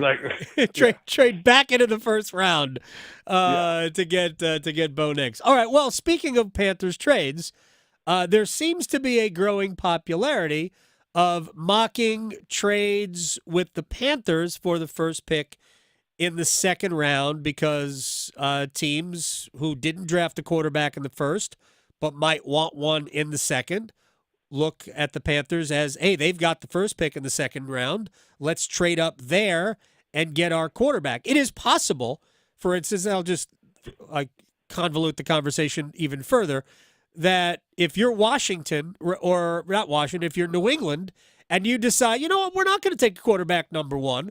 We're going to take Marvin Harrison Jr. With our first round pick, the third overall pick, and then we'll see which quarterback is sitting there early in the second round. So, do you think the Panthers are a real candidate to trade out of the first pick on day 2? Yeah, I think so. Partially because they have, primarily because that pick, and we've seen like a lot of times what ends up happening is there's so much value at the top of the second round that so you go into it in the second day and knowing, all right, like we actually have somebody who is pretty high up on our board that made it to the second round. We have this opportunity to get this really good player. You saw it with the Bengals and T. Higgins a couple of years ago when the Chiefs took Clyde Edwards-Helaire and typically speaking, there's a lot more bluster about trading out. But I do think that if, you have the overnight factor, so there's a lot of time to make calls and to discuss stuff and to sort of drum up offers. And given that, we've talked about it, if David Tepper isn't the one pulling every single string on this roster right now, then I think it's entirely possible that Dan Morgan could decide to trade back, especially if, and this really depends, Adam, on like how the first round shakes out. Because I think they're going to take a wide receiver with at least one of those 2 picks, right? To start the second round, maybe both of them. We'll see. But there's a ton of offensive line talent and a ton of a group of like 4 really good cornerbacks. Obviously the quarterbacks, and then a huge group of really good wide receivers. And so if like the Panthers get to the second day and we only have like 3 or 4, maybe 5 wide receivers go in the first round versus like 6, 7, 8. Then I think they definitely would be willing to trade back because, you want to accrue more assets. You still got 39 where you can get a wide receiver. However, if we see a big run of wide receivers in the first round, wouldn't be surprised at all if the Panthers stay there, take the best wide receiver on the board because, really, like Deontay Johnson, a nice pickup as a trade for sure, but no guarantee how long, like what his status is and how he'll be able to produce. That room is still very much patchwork. So I think wide receiver has to be key. I wouldn't, and again, I've said this, if David Tepper's the one pulling the strings, I wouldn't be shocked if they packaged 39 and 33 and traded up in the first round to grab a wide receiver, but I wouldn't do that if it were me. No, the theory for me is that, and we're talking with Will Brinson, CBSSports.com, senior NFL writer. For me, they need more kicks at it on day 2. So you have 33, you have 39, you have your third round pick. So they've got 3 picks. Like if I was going to move out, if let's just say that somebody really wants to trade up to get Bo Nix, like have at it. By the way, that would not be me. I like Michael Penix a lot, and it's interesting to see now he is kind of sliding into the middle of round 1. I love Michael Penix. But he's older and got injuries, though. Like, he could definitely fall. That's the best case for the Panthers, is Michael Penix falls out of the first round, doesn't get drafted on Thursday, and then there's some teams who are like, okay, Carolina's definitely willing to deal. We'll move down, like 5 or 6 spots. We give them a third rounder just because they just need bodies, they need the picks. And you give them a third rounder, slide a couple picks up and grab Penix there. And it's not like if you're Carolina, the opportunity cost is huge. You already have your quarterback, and nobody's going to kill you for not grabbing Penix at the top of the second round. But I would want those picks on day 2, or at the very least, like early on day 3 in the top of near the top of the 4th round. I would not. Some of the drafts I've seen, or some of the trades I've seen, have like Carolina getting a 5th and then a 3rd next year. I'm like, nah, that would not be it. The Hurricanes, the Panthers need to draft like as many good players as they can now, and not wait until next year. So if somebody's giving me something for next year, it would have to be better. Like there would have to be a lot more value. Although the Panthers don't have great track record of making good trades on draft day. So not to publicize another website, Will, but ESPN's got an interesting kind of mock draft tool where you can actually draft for whatever team you want. So PFF does the same thing. Okay, cool. I like it. By the way, I'll throw out one because I just wanted to make sure that I was pretty sure, but I wanted to double check. The Denver Broncos, I think, reportedly really like Michael Penix and Bo Nix. I think, and Sean Payton wants a quarterback. Right. Wouldn't be if they don't have a second round pick. So if you're Carolina and both those guys are there or one of those guys is there at the top of the second round, I mean, I would call Denver and be like, why don't you give us your first next year for the first pick in the second round? And if they're getting a quarterback they feel like he's a franchise guy, I mean, it's always possible they swing for the fences there. Yeah, I think that would be great, and I would love to take advantage of Sean Payton. What would be? There would be nothing terrible about fleecing Sean Payton.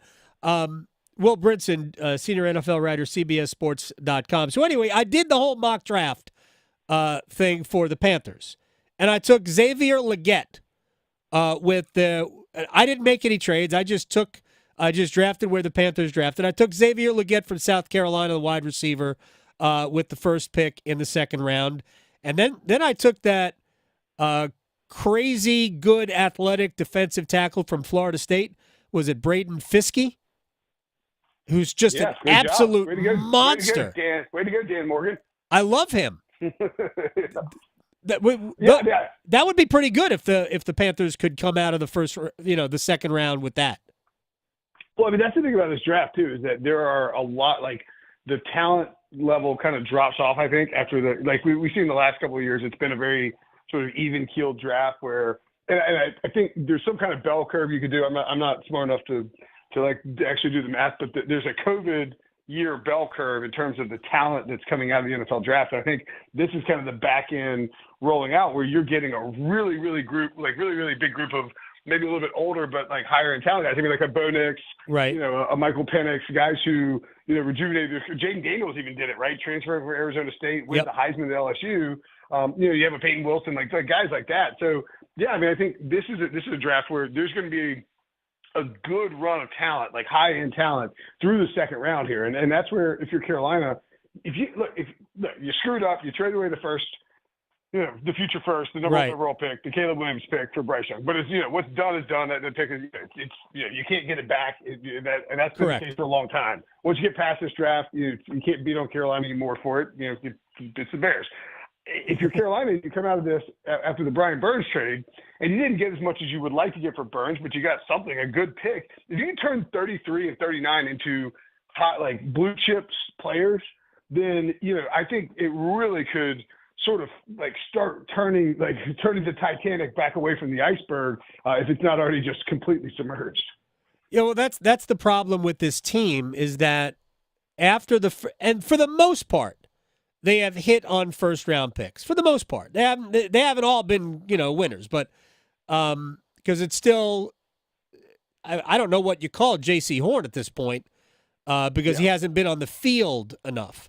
But for the most part, they've been good in round one, but they haven't really been good beyond that.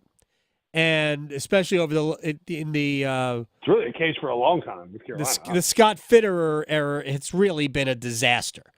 That didn't go well. I could be wrong here, but with guys in the second round, you're trying to find starters, right? Yeah. You're not getting depth guys. You're getting starters in the second round. Yeah, especially like in the 30s.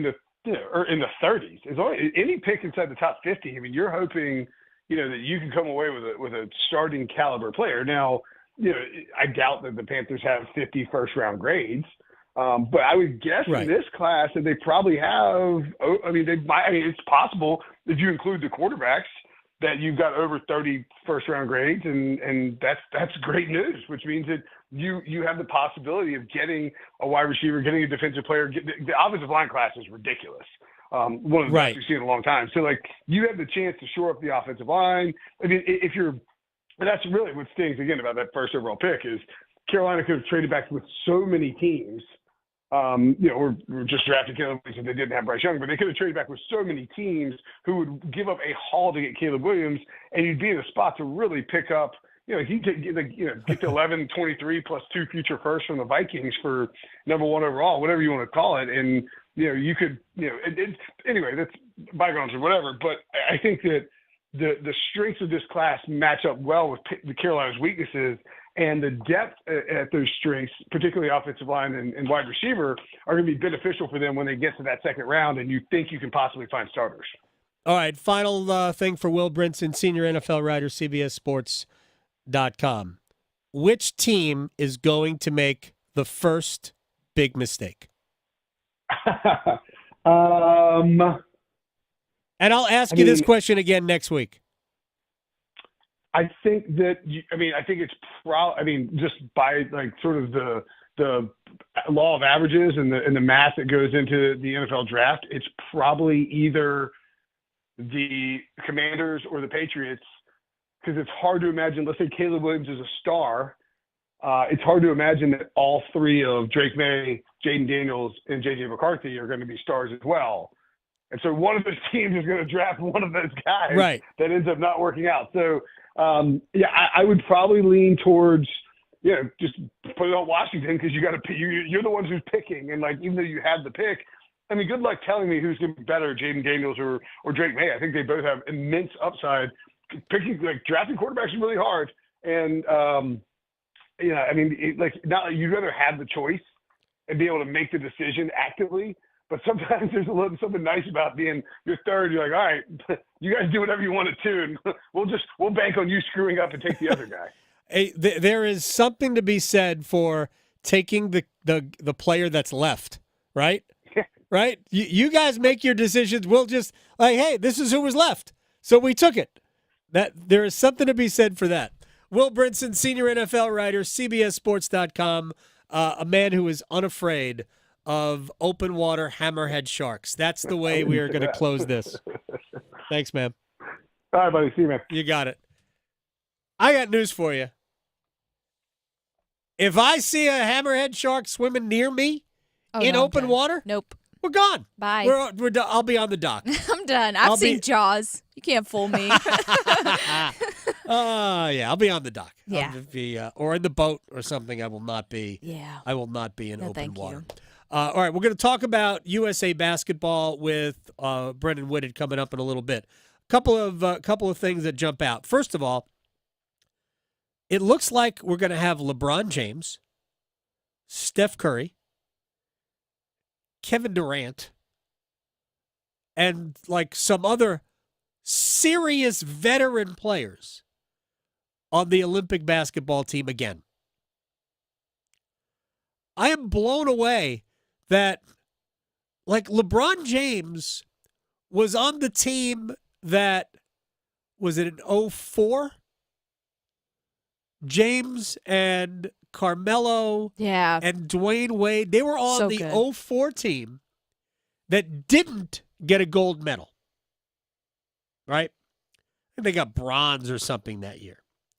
Actually, no, they might. I don't even remember what they did. And then in the mid-year, or in the for the World Championships, was when Mike Krzyzewski took over.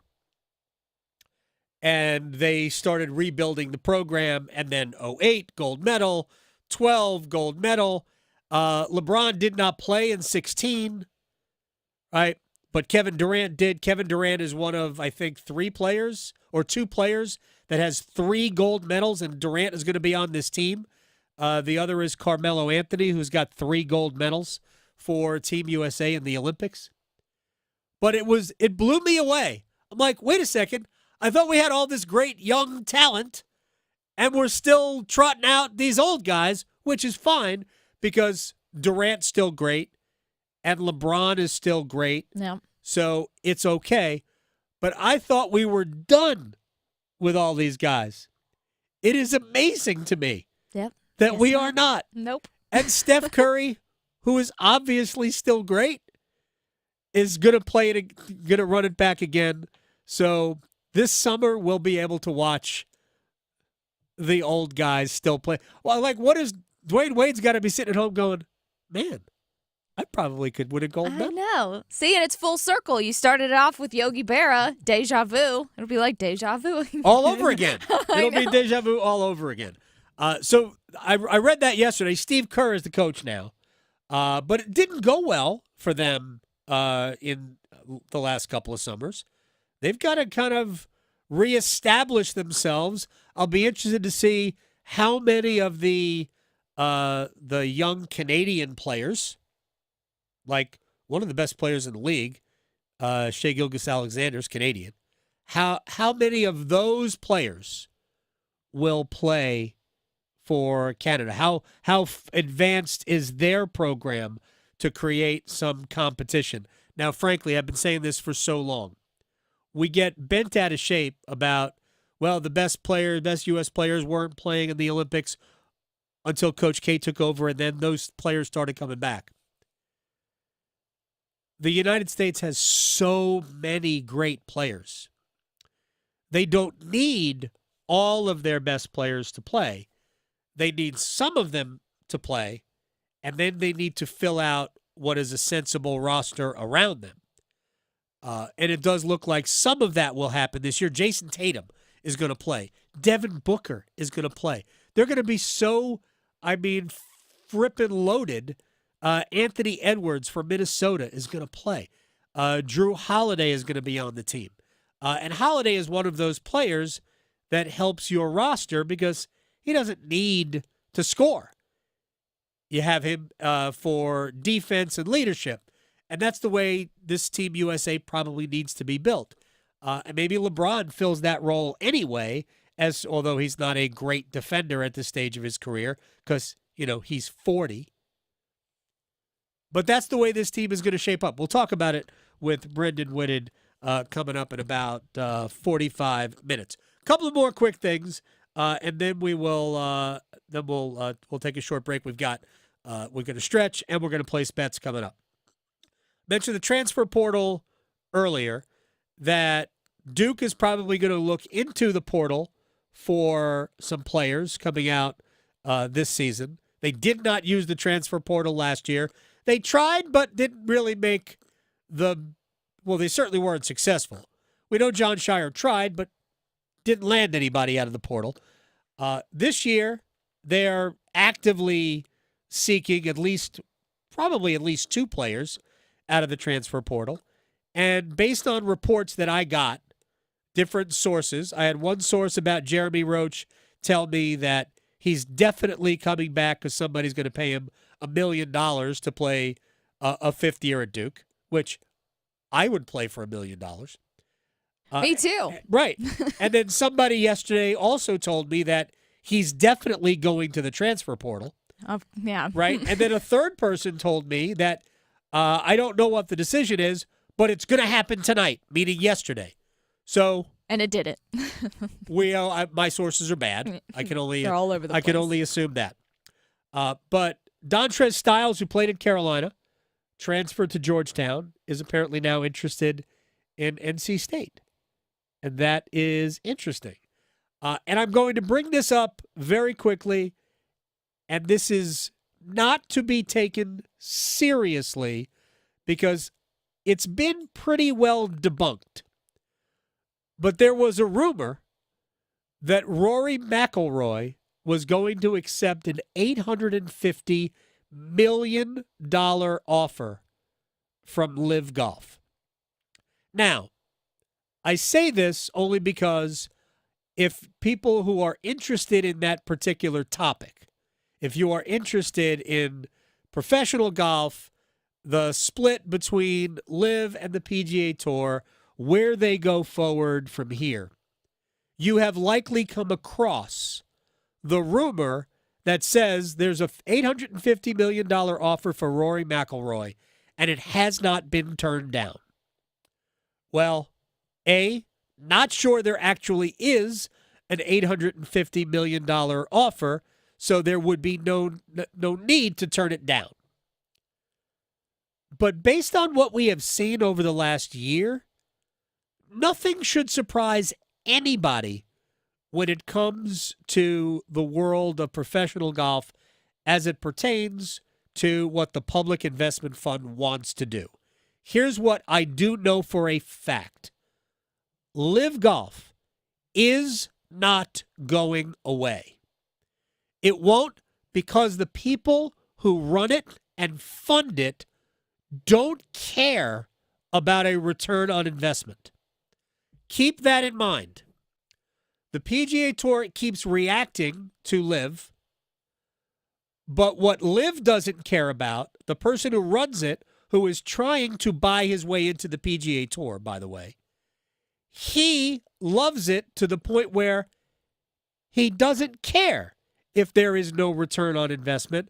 The royal family has $720 billion to fund. Yeah, see, they could see $16 million disappear and not notice. Yes, they don't care. Exactly. Shohei Ohtani. Yeah. That's where the interpreter should have gone to. He should have. He's doing it all wrong. Completely screwed Wrong that up. sport and everything. I should have learned a different language. I know. That's what he's me saying too. to himself right now. Yeah. So, LIV Golf isn't going anywhere. And because of that, there's always going to be the risk might not be the right word, the chance that whoever you root for on the PGA Tour will ultimately cave to that kind of money, even if it's not really based on anything, because the sport, that tour, that league, whatever, that circuit, does not generate the revenue to back it up. But it doesn't matter because it's funded by a sovereign wealth fund. So if they want to keep it going, they're going to keep it going. So I saw that and thought, wow, that would be one of the all-time heel turns in the history of, I was going to say golf, but maybe sports, maybe history. Because Rory has been essentially carrying the water for the PGA Tour for the better part of 2 years, longer. And to ultimately make that decision would be mind-boggling to me. I don't believe he would do it, but I've seen crazier things happen in sports. Yeah, never know. So, all right, we'll take a break. We'll come back. We'll stretch. We'll place bets. All of that next. Going beyond the box scores. Adam Gold on the North Carolina Sports Network. Fair housing is more than just a celebration in April. For North Carolina's realtors, it's an everyday standard. For the 56,000 realtors across our state, we embrace and support fair housing to stamp out discrimination in all forms. As realtors, we believe fairness is worth fighting for, and we won't stop until the fight is won. Celebrating Fair Housing Month, North Carolina Realtors. We open doors to everyone. Paid for by North Carolina Realtors. It is playoff time in the NBA and the NHL. Baseball's in full swing, and FanDuel is your home to wager on any game you want. FanDuel's America's #1 sportsbook, and right now new customers can get $200 in bonus bets guaranteed when you make your first $5 wager. FanDuel.com, promo code AGS. FanDuel.com, promo code AGS. Anything you want to wager on, slap shots, home runs, slam dunks, all there. $200 in bonus bets, win or lose, when you make your first $5 wager. Visit FanDuel.com, promo code AGS to get started. I can't make it any easier. FanDuel.com, promo code AGS. FanDuel's America's #1 sportsbook. Must be 21 and older and present in North Carolina. First online real money wager only. $10 deposit required. Bonuses issued as non-withdrawable bonus bets that expire 7 days after receipt. Restrictions apply. See full terms at FanDuel.com/sportsbook. Gambling problem? Call 877-718-5543 or visit morethanagame.nc.gov. Everyone goes through tough times, and everyone can get through them, as long as they don't have to do it alone. Dial 988 if you need someone to talk to. Get what you need to get to a better place. Together, we'll find the care that works best for you. We're here 24/7. Call, text, or chat 988. 988. Let's get through it together. Brought to you by the North Carolina Department of Health and Human Services. The Body Armor State Games are coming to Charlotte this June. Registration is open to athletes of all ages and skill levels in 25 different sports. The Body Armor State Games features 13,000 athletes and 700 teams. Don't miss out on North Carolina's largest sports festival of the year. Visit bodyarmorstategames.org today. The Body Armor State Games are proud to partner with Truist, Harris Teeter, and Blue Cross and Blue Shield of North Carolina. Think it's too pricey to pursue your interest and earn a degree? Well, if you're a North Carolinian from a household making $80,000 or less, think again. The Next NC Scholarship could cover more than half, if not all, of your tuition and fees at any NC community college or public university.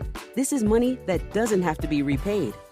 The Next NC Scholarship helps you know what you're getting because it combines federal and state-funded financial aid to form a new, simplified award. We're talking at least $3,000 for community college or $5,000 for a public university, making the cost of education more manageable. The Next NC Scholarship also helps you know where you're going because you could see how much you could get to pay for the schools you're interested in. So picking the right path for you and your future is now easier than ever.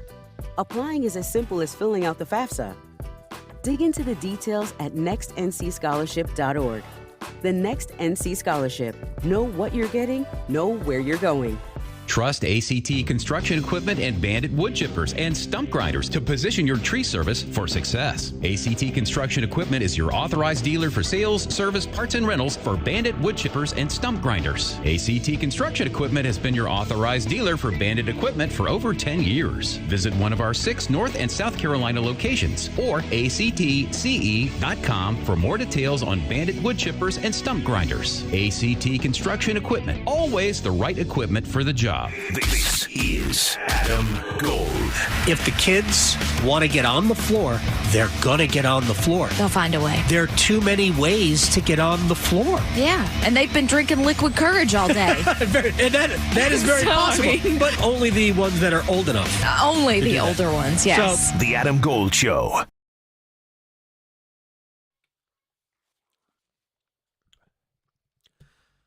It's the Adam Gold Show. I'm Adam Gold. Victoria producing the program. I'm going to place bets in a minute here. One, as I talked about Rory, I just noticed there's a story up about it. Rory said, no, nobody's ever offered me that. I'm not contemplating it. I'm not going. I'm going to retire as a PGA Tour player. So, rumor, again, debunked.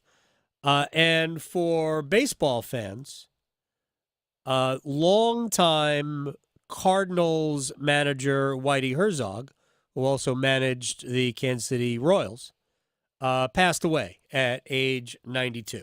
We got a lot of baseball fans here. We don't talk a ton of baseball. I got embroiled in a Twitter back and forth about baseball possibly coming to North Carolina again. That flared up like herpes. It's not going to happen. It's not great. But we have a great passion for baseball here. We just don't have a major league team. But Whitey Herzog passed away at age 92. So I'll send us off to the 7th inning stretch with that. So some other things that I found out this morning about yesterday. I know we talked about it being tax day, so hopefully you got those taxes done and on time. And hopefully you weren't using H&R Block software because... Oh, what happened? Oh, no. It crashed. Oh, bad. Oh, yeah, it was bad. It crashed yesterday for anyone who was trying to file their taxes for, quote, tens of millions of people who waited for the last day. So it only affected about 1,000 people because the glitch itself only affected customers who used the downloaded version of their software. Right. So I guess for the others who used their website or went to the office, it was okay. But there's a site that I didn't even know this existed. It's called downdetector.com. Interesting. And I know. It saw a huge spike in complaints, of course, because why not? Starting from Sunday night until yesterday afternoon about all this madness. They advised people to print their return and then take it to the post office. But for some people who aren't used to doing that or didn't want that, because it also means that you're not going to get your refund as quick if you don't do it electronically, they weren't happy about it. So the H&R Block announced that they resolved the issue around 4-ish yesterday. Right. However, people were still real big mad. So, and some other customers are even madder because their credit card was charged multiple times because of them trying over and over and over again to file and it not going through. But H&R Block says if you are one of those people, you'll get it back. It's just an authorization hold. So your money should be back in there. But yeah, nice. As if tax day wasn't stressful enough, let's just add that on top of everything else. And then speaking of stress, no one likes stress, so I'm trying to help the people. I hate stress. So the most stressful time of day, if you had to guess what the most stressful time of the day is for people, what would you say it is? 10 o'clock in the morning. You're very close. 8:15 in the morning. 8:15? It's very specific. That is specific. Very. I should have said 10:07. Yes, you should have. Over or under, like The Price is Right. So no, they said that basically this poll, this survey, looked at a bunch of people, and that's usually because of getting ready in the morning, helping others get ready. This is mainly if you have children. So if you have kids, this is why that time is stressful for you, because you're preparing food, getting other, little humans off to where they have to go, and then also the caffeine hasn't kicked in yet. If you're like me, you're commuting from one side of the planet to the other. And so they're saying for people who need this, there are some tips. 5 things. Prepare the night before. Always a good idea if you can. Establish and stick to a routine. It's easier said than done sometimes, but a good idea. Get up before the kids. Delegate responsibilities and limit your technology in the morning. Also easier said than done. But yeah, it's easy. One thing you can't plan for that I deal with every day, traffic. It's like accidents and construction. Yes. What are they doing out? It's just crazy. Yeah, so you can't prepare for that. Do you know what you can prepare for? Bets. We're trying. Place your bets. Here. I bet you slice into the woods $100. Gambling is illegal at Bushwood, sir, and I never slide. Okay, you can owe me. I owe you one. All right, let's have at it. Okay, so first up, all on the ice, Detroit Red Wings taking on Montreal Canadiens. Give me Alex DeBrincat for an anytime goal scorer, plus 195. You know you can't find anytime goal scorers for the Hurricanes tonight? You cannot, because I've looked that up too. Yep, can't do it because they don't know who's playing. They don't know who's playing. Somebody. They might get Tripp out there. The short guy. Yeah. The one with the stick, yeah. All you can do is there's a lot of things you can do, but second period, most goals plus 230.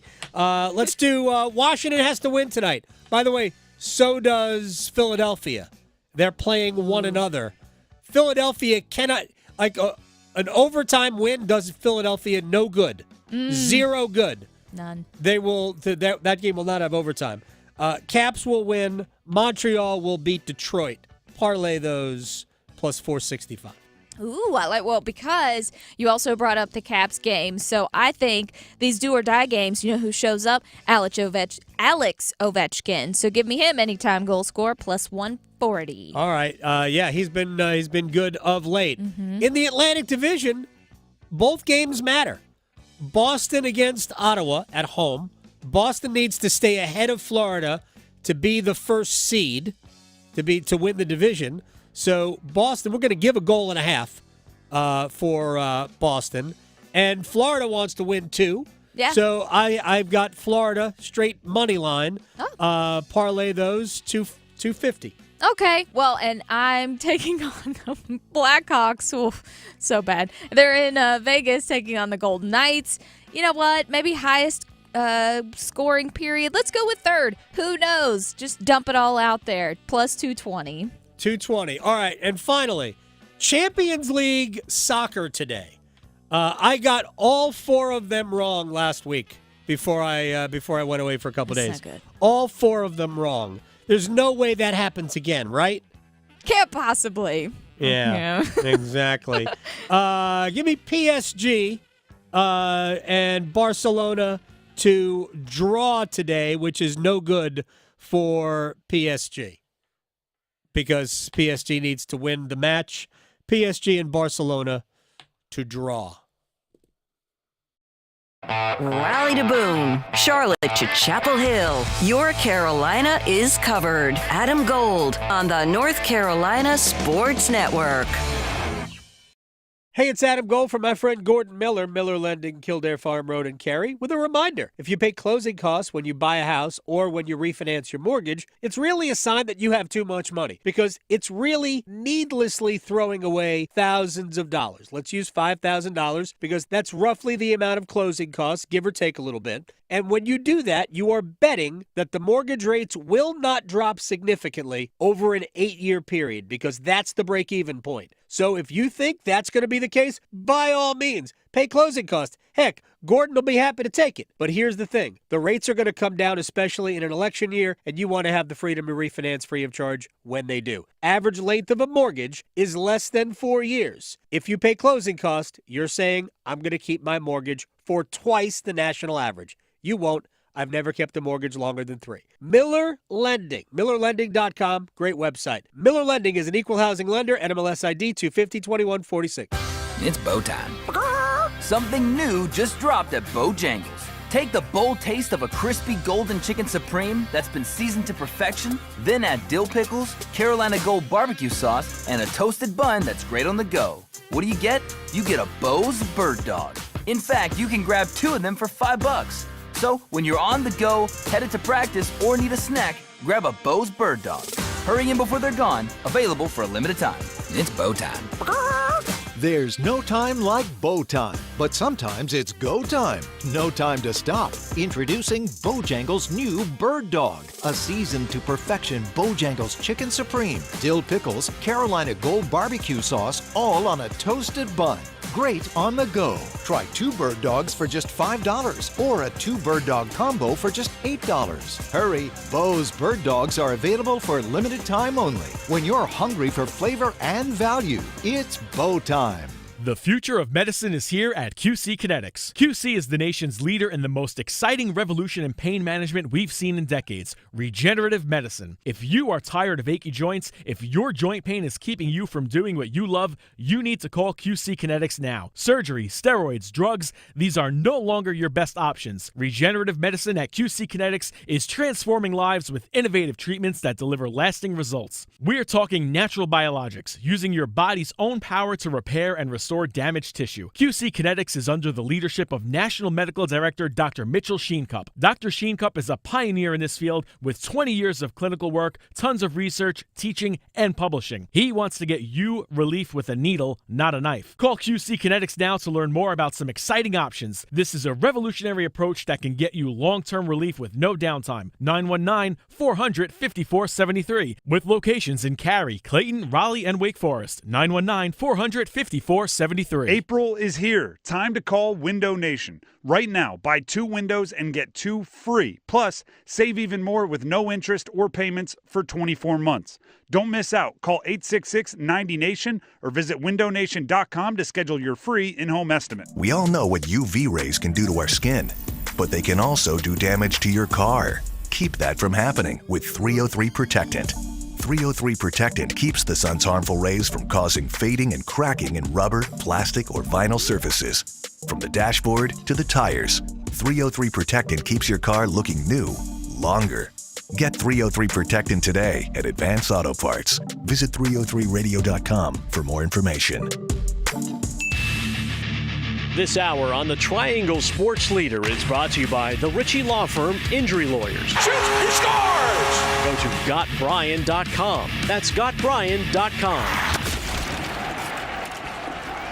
WCMC HD1 Holly Springs. Take us with you on radio, web, app, Alexa, and YouTube. 99.9 The Fan, the Triangle Sports Leader. For the first 2 days, that was Tiger putting like he did 20 years ago. He made so many par putts, so many par saves. For him to make the cut was pretty darn good the way he hit it. So I was impressed with his game through 2 rounds, but you kind of figured that the 2 rounds took it out of him. They were not easy days to play in, especially Friday, and then Saturday was just as difficult. I don't recall a 2-day stretch at the Masters like that in a long time where the course was so difficult and the conditions were so difficult. This is Brad Fritsch from yesterday. We were talking Masters and Scotty Scheffler. Ratings weren't great, but then again, not a lot of drama on the back nine on Sunday. where you would have probably built an audience over a 2.5, 3 hour period. But because everybody kept falling apart, not named Scotty Scheffler, the last hour and a half of it was pretty much, we all knew what was going to happen. Yeah. And the Ottawa Senators, because he's a fan of them. That's true. And we could not buy them a win. No, we couldn't do that either. No. We would have loved to have seen Ottawa win. I am not the guy who's mad that the Hurricanes are going to face the Islanders again. I was not. I don't. It's fine. If anything, a good buddy of mine covers the Islanders, so I'll get a chance to talk to him every day during the playoffs. My friend Mike Leboff of the Action Network. So we'll renew acquaintances here coming up in the next couple of days. I want to say the last time he was on, that's during the stretch that they weren't doing so hot because he seemed a little depressed. He was very depressed. And we text a lot, and even like a week ago, he still wasn't really buying in. Right. Like we're going to screw this up somehow. It's not real. He knows, but they have played very well. They're and it's going to be a good series, but here's what the way I just always fall back on here is Carolina's better. And while you can lose to anybody, there is nobody in the playoffs who isn't capable of beating you. 0 teams who get in. They are all capable. So if the Hurricanes were to finish first and you got Detroit, more than capable of beating Carolina. It's harder in a 7-game series, but hockey is that way. Anybody can lose to anybody else. And when you understand that, you don't take anything, anyone, any team for granted. I think the Islanders will be probably a 6-game series. I could see that. Important that Carolina gets off to a good start, whenever it is. I think when we talked to Tripp earlier, he said he has no idea, and nor do I. Gut says Sunday. I just feel like the NHL is going to throw marquee series out on Saturday. And with 4 Eastern Conference series, that could be Rangers, whoever. Yeah. Rangers, Capitals, more than likely, it seems. Maybe Rangers, Detroit, maybe. But Tampa, Boston. Yeah. Toronto, Florida. I think those are the series we're going to see. And I wouldn't be completely shocked if a Western series started Saturday night. No, yeah. Right? Those would be good, too. There's a lot of, the West is just absolutely loaded. Yes. Loaded with matchups. Again, Vegas has a good chance to get from where they are right now, which is wild card 2, into the 3rd seed in the Pacific. But what that does is it sets up a matchup with Edmonton. Think about that for just a second. Mm-hmm. I was talking to somebody last week who said, do you also think Edmonton's going to make it out of the West? I'm like, I don't. But I know that there are a lot of people who do. I do not think Edmonton will escape the West. But Vegas, the defending champions, who are getting Mark Stone back from long-term IR heading into the playoffs. Which is huge. I'm not sure they're not the favorite. Yeah. And they're right now the 8th seed. No, he flips the script for them. So the West is going to be wild. Yeah. Absolutely wild. Then you got the Avs. It's like, jeez. Yeah, the Avs are here's my problem with Colorado is that they have major goaltending problems. Oh, yeah. So it's really hard to overcome bad goaltending. Mm-hmm. Flat out. Yeah. Hard to advance unless you are getting, because when you get, this is going to sound like a No Crap the Magazine exclusive. In the playoffs, no bad teams. Right, yeah. So no one snuck in. Right. If you get bad goaltending, you're going to lose. Right. Flat out. It's not like the NFC and the No, exactly. NFC South exactly. in the football playoffs. Not to mention in the NFL, you don't have that kind of variance anyway because there's not a goalie standing on his head. It's not that. All right, let's do a wall of sound. We'll talk basketball in a minute. The function of this studio. There's no doubt about it. And I'm going to tease ahead here for bottom of the hour. For Yankees fans, John Sterling, the longtime play-by-play voice, retired effective immediately yesterday. It was his final game. But there's a play-by-play highlight in a game that I watched live that was not a Yankee fan that John Sterling did the call for that we are going to use at the bottom of the hour just to honor John Sterling. Again, we'll do that in about 25 minutes. So just teasing that forward. So for those of you who are interested in hearing John Sterling do one of the craziest baseball games ever, that comes up in a little bit. All right, let's get to the wall of sound, and we will start with Duke guard Tyrese Proctor, who made the decision yesterday, or not yesterday, a couple of days ago, to return for his junior season. Why? I mean, mine was sort of similar to last year, just meeting with my circle, my family, agents, coaches, and just talking about, what's best for my future. And, it really just comes down to me, what I feel comfortable with.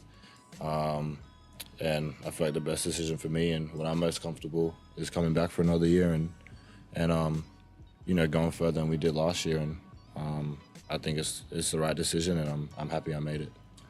I mean, Duke needs the best version of Tyrese Proctor next year. Another player who made the decision to come back to Duke is Caleb Foster. And Foster, you may recall, missed the last, I think it was 9 games of the season, regular season, plus ACC tournament loss, plus 4 games of the NCAA tournament. And they could have used him. He's a good shooter, steady ball handler, was becoming a better defender. Like we saw his development over the course of the season and how important he was to Duke coming down the stretch. Anyway, there was a lot of people who thought Foster was going to get into the transfer portal as well as some of the other guys who already have, like a Mark Mitchell, but he said it never was a thought. I mean, me personally, I'm not really in that, And I've chose a school that chose Duke, and I'm 1,000% committed to Duke, and I can't really speak for the others. I can't really see myself playing anywhere else.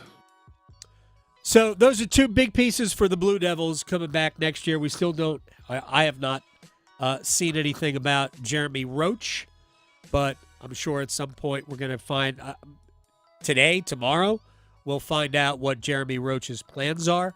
I said this before. I've had three different people tell me the following. One person told me that they knew for a fact that somebody, a booster, was going to pony up $1 million of NIL money to keep Roach at Duke.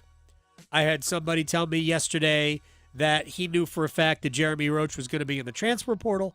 And then yesterday somebody told me, I don't know what he's going to do, but the answer will come down tonight. Okay. Any more options? We have nothing. We are 0 for 3. Right. 0 for 3 in that regard. Logic tells you, and Brendan Marks, by the way, a friend from The Athletic, he wrote a very good piece detailing Duke's roster for next year. And while he thinks Roach could return, he thinks it is more likely that he enters the portal. Just reading from his piece in The Athletic, and Brendan Marks comes on with us a lot, and I think does a pretty good job. All right, finally, last night the WNBA draft was held. Caitlin Clark from Iowa was the number 1 player selected. She went to the Indiana Fever. And Carolyn Peck, who won a national championship at Purdue back in, I believe, 1999, and is now an ESPN women's basketball analyst, explains how it's going to get more difficult for Caitlin Clark. Well, I think that the biggest thing that Caitlin Clark is going to have to be concerned with in the WNBA is the speed and the athleticism of the defense she's going to face. Now, she faced a tough defender in Raven Johnson when they played South Carolina, but you also have to think about the pressure she's going to receive from a Jackie Young, from a Natasha Cloud, from a Jordan Canada. These women are experienced. They know the tricks of the trade, and they're going to be ready to apply pressure to Caitlin Clark. Yeah, this is going to sound weird, but when you go into the professional game, all the players are really good. Mm-hmm. All of the players are really good. Just like when you go into the NHL playoffs. Yeah. All the teams Everybody, are really good. Like this, all of this goes without saying. Caitlin Clark, now we'll see. She's obviously an amazing player, and she may step into the WNBA and be one of the best in the entire league right off the hop. The bottom line is she can shoot. If you can shoot, you can play basketball anywhere. Anywhere if you can shoot. So we'll see how she does against pros, but I mean, she's a pretty great player, and she didn't have a problem shooting in the college game. When From half court. Everywhere. Everywhere. Logo. They need smaller logos to make it more challenging. I know, yeah. Right? Brendan Whitten's going to join us. We'll come back. We have the Western Conference play-in games, Eastern tomorrow, and USA basketball, where LeBron and Steph are going to play together again. Next. Serving it up hot and fresh every day. Adam Gold on the North Carolina Sports Network. Get crazy, Canes fans. It's hockey night in Carolina. He scores! Dmitry Orlov picks the corner, and the Canes take a 2-1 lead. Storm Watch with Adam Gold at 6:30. Puck drop at 7. Second chance, they score! Jesper Fast knocks it home. On your exclusive home for the Carolina Hurricanes, 99.9 The Fan. Are you ready to make this spring one she will never forget? That's right. It is that time again. Diamonds Direct Crabtree's annual spring sale event. You can get 20% off virtually everything in their showroom, and it's already less than it's going to be anywhere else because there is no middleman markup. You're buying directly from the diamond manufacturers, so you're already saving money. Now we're throwing an additional 20% on top of that. So whether you are in the midst of wedding planning and shopping for bands or picking out your next fashion jewelry must-have from Diamonds Direct, you can save an extra 20% this weekend now through April 21st. All bridal, all fashion favorites at Diamonds Direct are on sale. It's a big deal. Don't miss these incredible offers right now at Diamonds Direct Crabtree. The annual spring sale, an additional 20% off now. You can make an appointment at diamondsdirect.com or we'll see you at the showroom. Diamonds Direct Crabtree on Glenwood Avenue in front of Crabtree Valley Mall in Raleigh. Spring, new beginnings, maybe new chances at life in the bedroom. Guys, if Mother Nature needs a little assistance helping you spring into action, Arise Urology Clinic offers the hope and help you need, thanks to CoreWave Therapy. Spring on over to CoreWaveTherapy.com to check out CoreWave or call Arise Urology Clinic for Men at 919-459-5400. Again, learn more or schedule an appointment today at CoreWaveTherapy.com. What are you doing? I'm training for the new Ultimate Dash Scratch-Offs.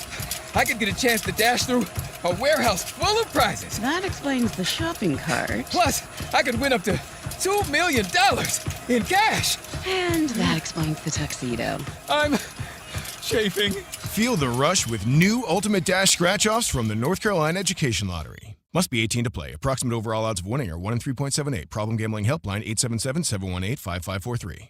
Pulling up to Mickey D's just for drinks? Oh yeah, that's me. Nothing extra, just perfection and a straw. Coming in hot for the coldest cups on the block. Because there are drinks. Then there are drinks from McDonald's. Now get an ice cold lemonade, frozen Coca-Cola, or iced coffee. Any size for just $1.79. Ba-da-ba-ba-ba. Price and participation may vary, cannot be combined with any other offer or combo meal. Adam Gold here from my friend Dr. Lori Travers and Travers LASIK, the Triangle's only LASIK specialist who can take you to 20/20 vision, and it's more affordable than you think. 0% financing for 24 months is available. And in the spring, giving you $1,000 off. That's right, $1,000 off in the spring. All you got to do is call 919-510-6830, 919-510-6830. Travers LASIK. See what you've been missing. Without the ones like you, who work tirelessly to keep things running, everything would suddenly stop. Hospitals, factories, schools, and power plants, they all depend on you. No matter the weather, emergency, or time of day, you're the ones who get it done. At Grainger, we're here for you with professional-grade industrial supplies. Count on real-time product availability and fast delivery. Call, click Grainger.com, or just stop by. Grainger, for the ones who get it done. This is Adam Gold.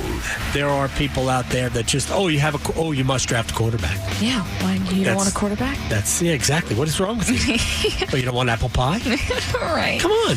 A la mode? No, maybe I like brownies, okay? I don't want it there. The temptation. Yeah, I don't need it. Because I can convince myself, apple's healthy. Right. The Adam Gold Show.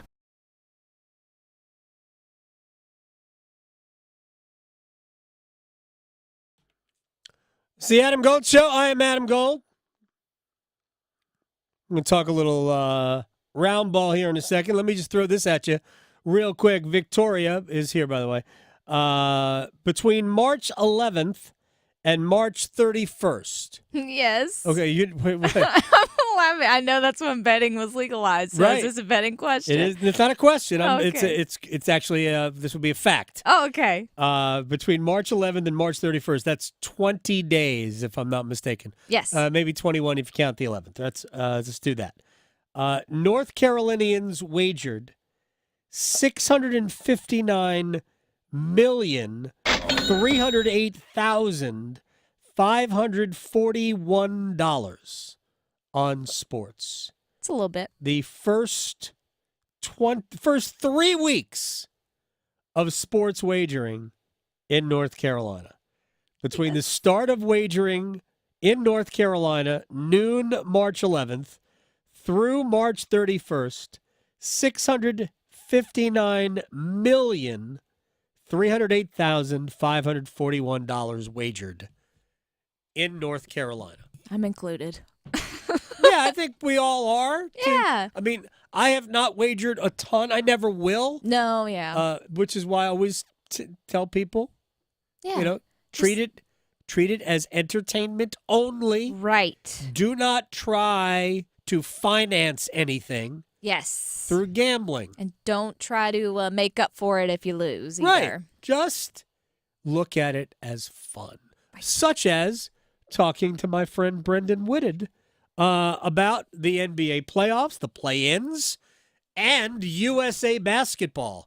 He joins us on the Adam Gold Show. Let me start with USA basketball. I don't know why I'm surprised. I really don't. But when I saw the story that, hey, LeBron and KD and Steph are running it back for Team USA, I'm like, wait a second. We don't have anybody else that can pick up for these grandparents? What's going on? I don't like the ageism. I don't love that. I apologize. LeBron's still great. He's 40. I was, the little light 28, 11, and 17 as the season's ending. Something light. He's still phenomenal. Yeah. I'm hoping that they're not going to be taking the bulk of some of these minutes. Like, I'm looking forward to guys like Bam Adebayo, right, Tyrese Halliburton. I'm really interested to see what Joel Embiid does. Yes. Usually you don't, though these sort of international competitions don't work particularly well for the more lumbering centers. They usually try to have Anthony Davis, Bam Adebayo, those kind of guys that can switch out and do things most of the time in beats and drop coverage. I'm interested to see kind of how well he fares. But Anthony Edwards, he's right on the cusp of being the face of the league. And it's not just because of the way he plays. He is dynamic. You see the athleticism that pops off the screen. It's his personality. right? Like you can tell he's got a wealth of personality and isn't afraid to show it. So putting him on the international stage, yeah, sign me up, 100% sign me up. Yeah, I mean, and we still get Steph. I mean, this will be. I mean, Steve Kerr is coaching the Olympics. You know, it hasn't gone well of late for USA basketball. I mean, is it almost fair to say that there's a ton of pressure on this group? I think there's always a ton of pressure when it comes to Americans playing basketball internationally because we have run it for so long. So that it's one of those situations where you kind of get like in Alabama in football. It's not a story if they win. It's only a story if they lose. It's only if you lose, and that's no fun. It's relief if you win, right? Like you don't get the sense of joy and over the top sort of thing that you would get when you would normally win in international competition versus. There's so many great players internationally. Basketball is a legitimate international sport. You're looking at what's going on in Giannis Antetokounmpo or Jokic or like Luka. Like those are the guys that are. I mean, hell, SGA is Canadian, right? Like those are the guys that are the MVP. Those are the MVP race guys, and none of them are American. So like this sport is completely different. But people in their minds, especially the casual fans, still think of it as, oh, it's dream team. We can roll out there, and we're gonna win by 50. Those days are done, cooked, and are never coming back. Yeah, we're not playing Angola in the first game of the Olympic basketball tournament when the United States won by like 60, and the team Angola was asking Charles Barkley for autographs. Nobody's asking for autographs no more, family. Nah, no. they come to bring it right to your doorstep. All right, that's Brendan Whitted. All right, I want you to hear something, and we'll pick up the conversation on the other side. We have the Western Conference play-in games are tonight. They are the Warriors at the Kings and the Lakers playing at the Pelicans. The winner of L.A. New Orleans gets Oklahoma City. Gets Denver. The loser goes into the second game, which, if you survive that, you get Oklahoma City. Here's Mike Greenberg from ESPN today. I'm going to say something in duck because I know that it is controversial, and I know that it flies in the face of absolutely everything that the spirit of competition was born to create. And you just said, Herman Edwards, you play to win the game. The Lakers should not play tomorrow night. They should not play LeBron. They should not play AD. They do not want to be the 7 seed. You want to be the 8. I'm taking my chances in a one and done at home against either Sacramento or Golden State and go in against the very young OKC Thunder in round 1 instead of going into the buzzsaw that is Denver. I think it is worth the risk. Thoughts on orchestrating your matchup? Growing up, I couldn't go outside and play ball or anything until I did my homework. Right. If you're the Lakers, you've been playing around all season. You are now in the play-in situation, tanking and all this other stuff. You weren't good enough to win when you were trying during the regular season. You need to go and get your dub and stop running. Like ultimately, like if you think that you are that big and bad where you can go make a playoff run, you're gonna have to play them eventually. And look, would I rather play the OKC than the Nuggets? Sure. But understand OKC was top 5 in offensive and defensive efficiency. I understand they don't have the experience, and sure. I think there is value to that. And they don't have the best player on their team, Jokic. I get that too. But they're still a really good team, and you still over here trying to duck and dodge, and you're going to end up out the playoffs. You better stop playing around. Don't mess with your food. Don't play with, if you can win, by the way, Pelicans, not a pushover. Even without Ingram, like not a pushover at all. They're still a good team. Like you need to win at all costs. And Anthony Davis might not even end up playing regardless because of his back spasm. Sure. Brendan Whitted is joining us here. First of all, I always think it's bad form to try to orchestrate your playoff matchup because I just don't know of a time where it's worked, where you're like, oh, we'd rather play them than them, and then they end up beating you anyway. And here's the thing. If you tank against New Orleans so you could play Denver, I'm just looking at the last time the Warriors and the Lakers played in L.A., Golden State ran them out the court. Yeah. So why wouldn't you rather be in than not? Exactly. That's the thing. Do you want to be in the playoffs or not? Because in the one done sample, look, the Kings could win, but they're not going to. Like the Malik Monk and Herter injuries really hurt them. Malik Monk, I thought was a six man of the year sort of a guy, right? And was really, really important for them. That just sucks towards the end of the season because all those guys, they had been relatively healthy right up until like the last week and a half of the season, 2 weeks, whatever it was. So they kind of got a bad hand. So I don't expect that the Warriors will lose. The Warriors are an interesting case because one, obviously they missed Draymond for a really long period of time. Yeah. And they were still trying to figure some stuff out. And by that, I really mean Steve Kerr. I thought he really drug his feet on playing those young guys, Moody, Kuminga. Yeah. You see TJD and what he's doing. But they finally have figured that sort of stuff out. And if they can get some consistent play from Wiggins, it seems like there might be some other stuff going on with Wiggins. I know his brother who plays internationally, ended his season early for some personal matters. I know Wiggins has missed time for personal matters. I don't know if there's something going on there because he hasn't looked like the same guy that was an all-star a couple seasons ago. But if they can get some consistent play out of him, you look back and suddenly you have a Hall of Famer, one that's playing like a Hall of Famer, I should say, and Steph Curry. You know what Draymond gives you, and Klay has been good off the bench or starting in some of these situations. You don't like a one and done format with them. I don't think anybody wants to play that team. This is not a regular, this is a 9th or 10th seed. No, that's not what's going on. The West has been stupid stacked, and this is without Memphis this year. Has been stupid stacked this year. You beat whoever's in front of you. You worry about tomorrow. Let's just wrap the West on this, and I'm going to ask you a couple of quick questions about the East. Brendan Whitted is here at HU Cosell on Twitter. Is it the Nuggets conference to lose, or who do you see as the strongest challenger? I think that it's the Nuggets to lose. It feels disrespectful to say that as good as the West has been. Kawhi, there's a lot of really bad chatter about his knee and it's swelling, and it's about that time where they're going to lose out on somebody. If it's Paul George, if it's Harden, if it's Kawhi, whomever it was going to be, it felt like they were going to lose somebody because there was a moment there about a month ago where this Clippers team looked like real dogs, right? Because they do have other guys other than just the Hall of Famers on that roster. But no, Kawhi that's a completely different conversation to have, even with Paul George shooting the lights out as he has been.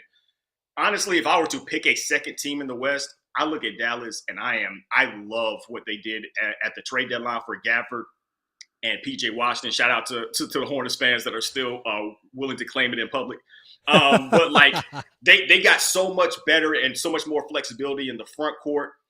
And you know what you have in two of the all-time great scorers in Luka and Kyrie. Like they have, to me, the perfect combination. Unlike OKC and even Minnesota, they have the experience. Luka's been to a Western Conference Final. Kyrie's obviously won the championship. But you have the younger guys with Gafford and PJ and DJJ. Like they have enough of that sort of stuff where you're like, okay, maybe they've hit that perfect balance where they could stand in front of a Denver team that there are times when they just look unbeatable.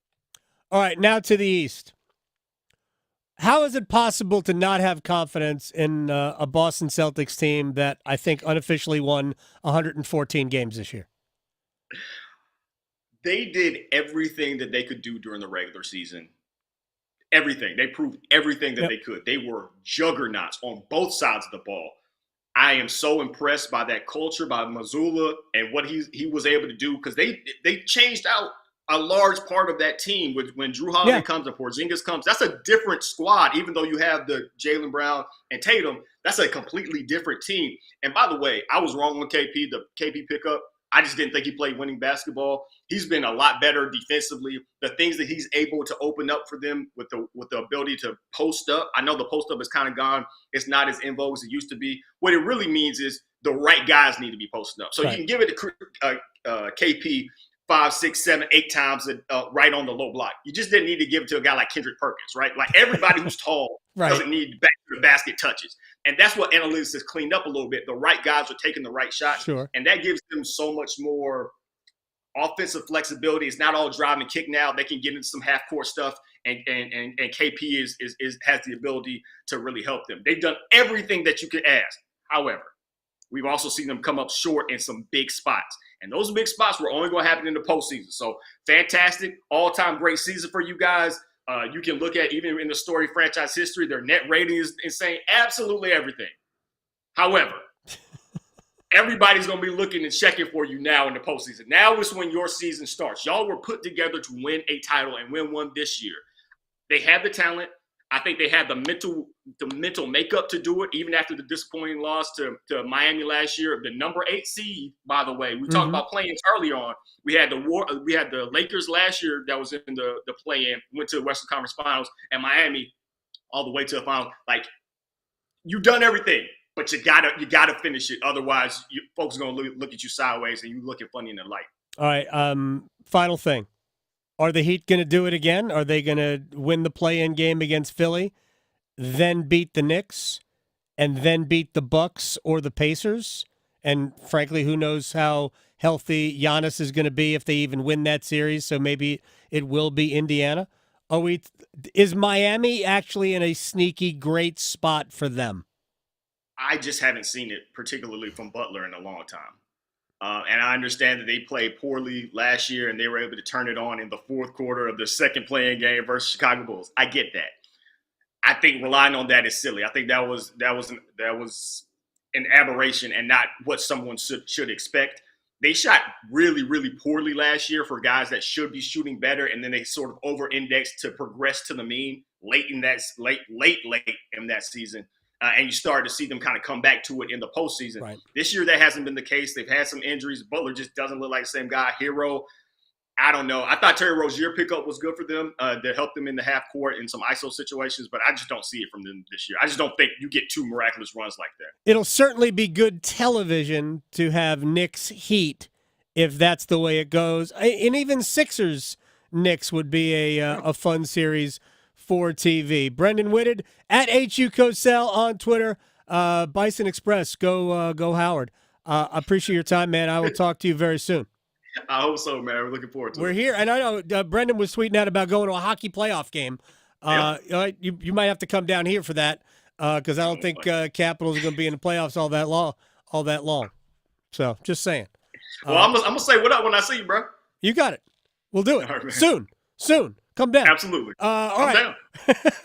we have to hit a break. When we come back, John Sterling, longtime play-by-play voice on radio for the New York Yankees, called it a career yesterday. But one of the most memorable games that John Sterling ever did was on TV, and it was not a Yankee game. We'll get that next. Raleigh to Boone, Charlotte to Chapel Hill. Your Carolina is covered. Adam Gold on the North Carolina Sports Network. Trust ACT Construction Equipment and Bandit Wood Chippers and Stump Grinders to position your tree service for success. ACT Construction Equipment is your authorized dealer for sales, service, parts, and rentals for Bandit Wood Chippers and Stump Grinders. ACT Construction Equipment has been your authorized dealer for Bandit equipment for over 10 years. Visit one of our 6 North and South Carolina locations or actce.com for more details on Bandit Wood Chippers and Stump Grinders. ACT Construction Equipment, always the right equipment for the job. Are you looking for a 2-year hands-on agricultural degree while still gaining the university experience? I'm Lee Ivey, Director of the Agricultural Institute at NC State University. We offer 6 associate's degrees that span the agricultural industry and set our students up to meet their goals. Come live on campus, learn on our farms, and be a part of the NC State community. Learn more about our program online by searching NC State Ag Institute. Deadline for fall enrollment is June 1st. 2 years, 1 degree, endless possibilities. The Body Armor State Games are coming to Charlotte this June. Registration is open to athletes of all ages and skill levels in 25 different sports. The Body Armor State Games features 13,000 athletes and 700 teams. Don't miss out on North Carolina's largest sports festival of the year. Visit bodyarmorstategames.org today. The Body Armor State Games are proud to partner with Truist, Harris Teeter, and Blue Cross and Blue Shield of North Carolina. Think it's too pricey to pursue your interest and earn a degree? Well, if you're a North Carolinian from a household making $80,000 or less, think again. The Next NC Scholarship could cover more than half, if not all, of your tuition and fees at any NC community college or public university. This is money that doesn't have to be repaid. The Next NC Scholarship helps you know what you're getting because it combines federal and state-funded financial aid to form a new, simplified award. We're talking at least $3,000 for community college or $5,000 for a public university, making the cost of education more manageable. The Next NC Scholarship also helps you know where you're going because you could see how much you could get to pay for the schools you're interested in. So picking the right path for you and your future is now easier than ever. Applying is as simple as filling out the FAFSA. Dig into the details at nextncscholarship.org. The Next NC Scholarship. Know what you're getting, know where you're going.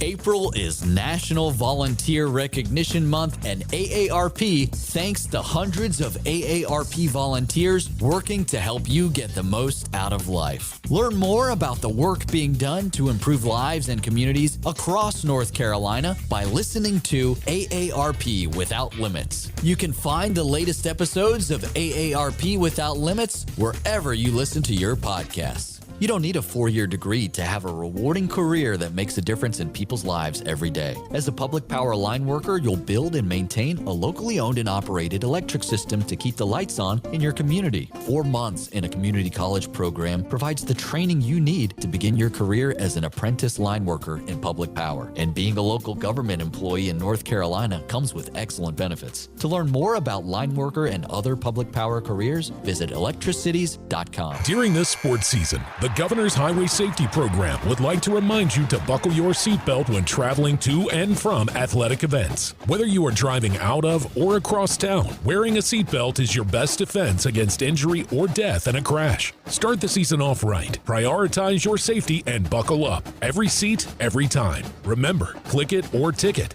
It's the law. This message is brought to you by the North Carolina High School Athletic Association and the Governor's Highway Safety Program. How about all text? You focus on the road. As a passenger, you have the power to prevent an accident. There are 1,000 ways to stop a distracted driver. Choose one. A message from CTIA. This is Adam Gold. There are people out there that just, you must draft a quarterback. Yeah, why you don't want a quarterback? Exactly. What is wrong with you? You don't want apple pie? Right. Come on.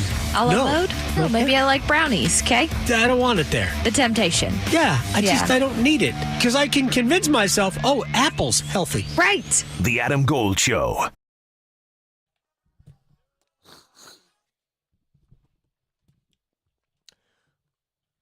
It's the Adam Gold Show. I'm Adam Gold. Victoria producing the program. Final regular season game for the Carolina Hurricanes tonight.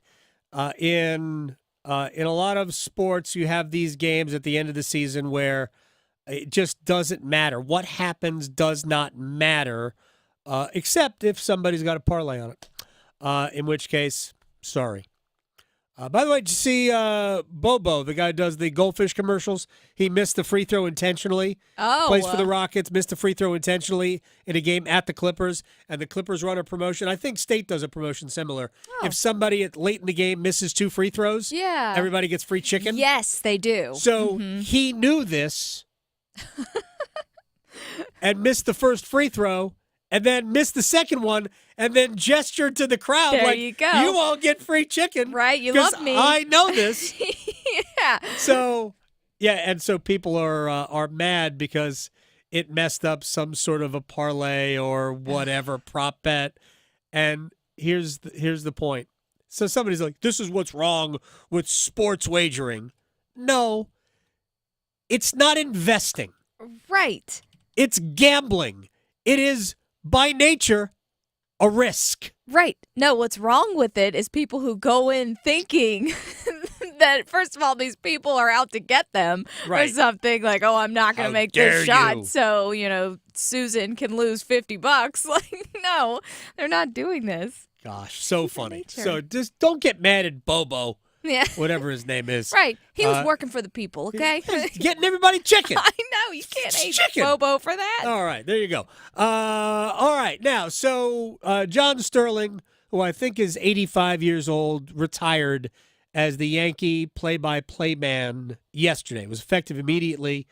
And look, I know there's a ton of Yankee fans out there. My Twitter timeline was filled with people who love John Sterling, and he's been the play-by-play voice for a long time, and he's been the voice of this most recent, even though it's a long time ago now, Yankee heyday, where they won titles in 96, 98, 99, 2000, and 2009.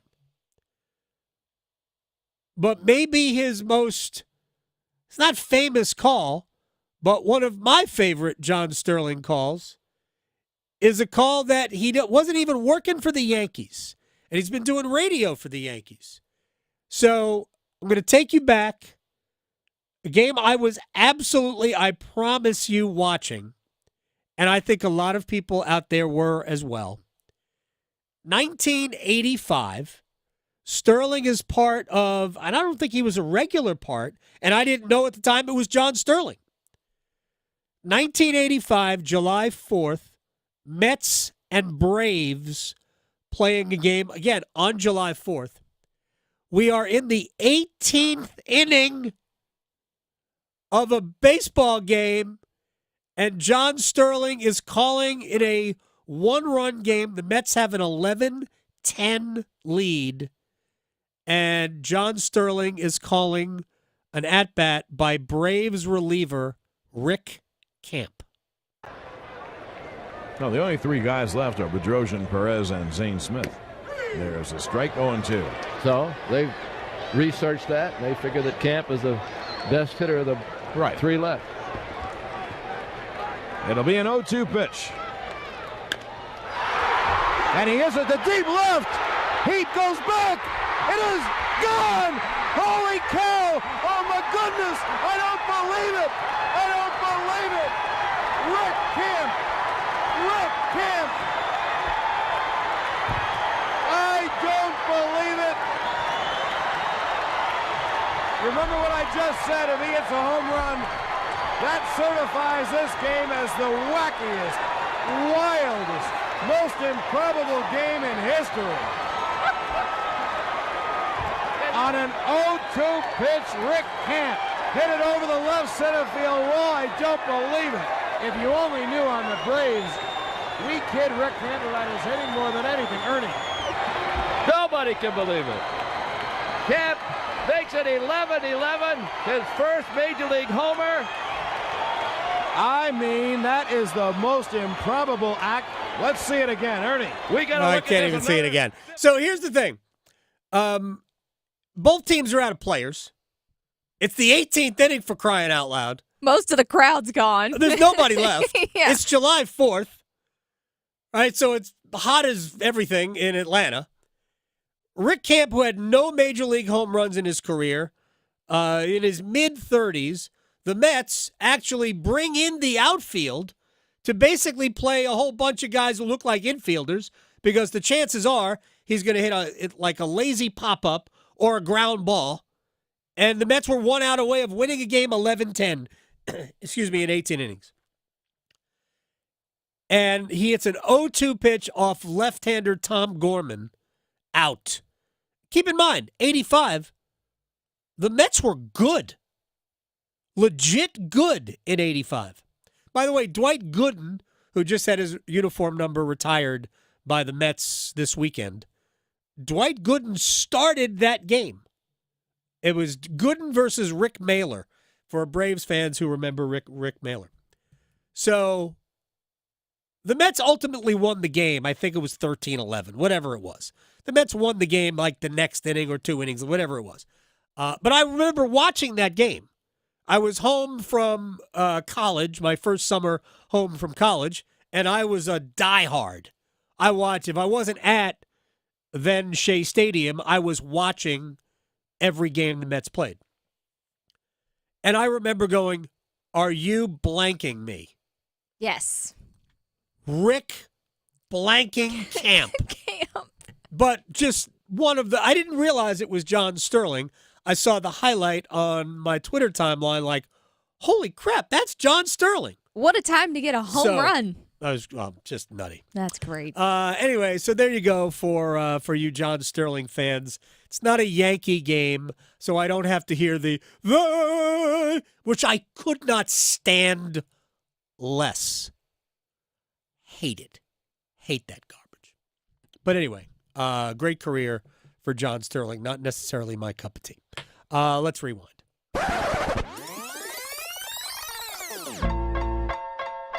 It did give me a chance to watch that Rick Camp home run again. Right? Wow. And those Braves uniforms. Oh, yeah. I saw that when he was coming great. around the bases. Not great. Yeah. Not awesome. All right.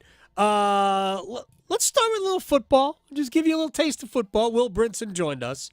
And I've been looking at a lot of mock drafts, and there's a lot of drafts that say that the Panthers might trade the first pick of the second round. I'm not advocating it. I think if they could come out with, they right now, have 3 day 2 picks. If you could come out of that with 4 day 2 picks, I could see it. But I think that's, to me, the only reason you do it. If you trade out of that first pick, is if you can get either a 4th day 2 pick or a first-round pick next year. That's where you use that, if you can do that. If somebody desperately wants a quarterback and you can parlay that into a first-round pick in next year's draft, I think you do it. But I asked Will Brinson if he thinks the Panthers are likely to trade out of that spot. Yeah, I think so. Partially because they have – primarily because that pick – and we've seen a lot of times what ends up happening is there's so much value at the top of the second round that, you go into it in the second day and knowing, all right, we actually have somebody who was pretty high up on our board that made it to the second round. We have this opportunity to get this really good player. You saw it with the Bengals and T. Higgins a couple years ago when the Chiefs took Clyde Edwards-Helaire and typically speaking, there's a lot more bluster about trading out. But I do think that if, we have the overnight factor, so there's a lot of time to make calls and to discuss stuff and to sort of drum up offers. And given that, we've talked about it, if David Tepper isn't the one pulling every single string on this roster right now, then I think it's entirely possible that Dan Morgan could decide to trade back, especially if, and this really depends, Adam, on how the first round shakes out, because I think they're going to take a wide receiver with at least one of those 2 picks. Right. To start the second round, maybe both of them. We'll see. But, there's a ton of offensive line talent and a ton of a group of 4 really good cornerbacks, obviously the quarterbacks, and then a huge group of really good wide receivers. And so if, the Panthers get to the second day and we only have 3 or 4, maybe 5 wide receivers go in the first round versus 6, 7, 8, then I think they definitely would be willing to trade back because, you want to accrue more assets. You still got 39 where you can get a wide receiver. However, if we see a big run of wide receivers in the first round, wouldn't be surprised at all if the Panthers stay there, take the best wide receiver on the board because, really, Deontay Johnson, a nice pickup as a trade for sure, but, no guarantee how long, what his status is and how he'll be able to produce. That room is still very much patchwork. So I think wide receiver has to be key. I wouldn't, and again, I've said this, if David Tepper's the one pulling the strings, I wouldn't be shocked if they packaged 39 and 33 and traded up in the first round to grab a wide receiver, but I wouldn't do that if it were me. Yeah, when Will brought that up, I did go into a cold sweat because the last thing they need is to trade into the first round by 10 spots and take a late first round wide receiver. Just the difference between a late first round wide receiver and the first wide receiver of the second round can't be that much. No. It just can't be. So just know who you're looking at. But I do think they need a wide receiver. I would hope that they would not go into this season with what they've got and think that is even close to enough. The other thing is they could use a tight end as well, but I don't think they're drafting one with the first pick of the second round. 2 ways I would trade the pick.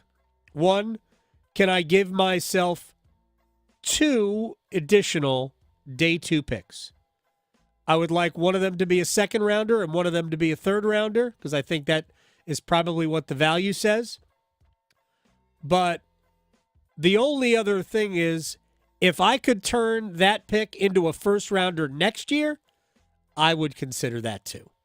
Even if I didn't get a ton in this draft, if I got a 1 next year and a 4, yeah, I might do that.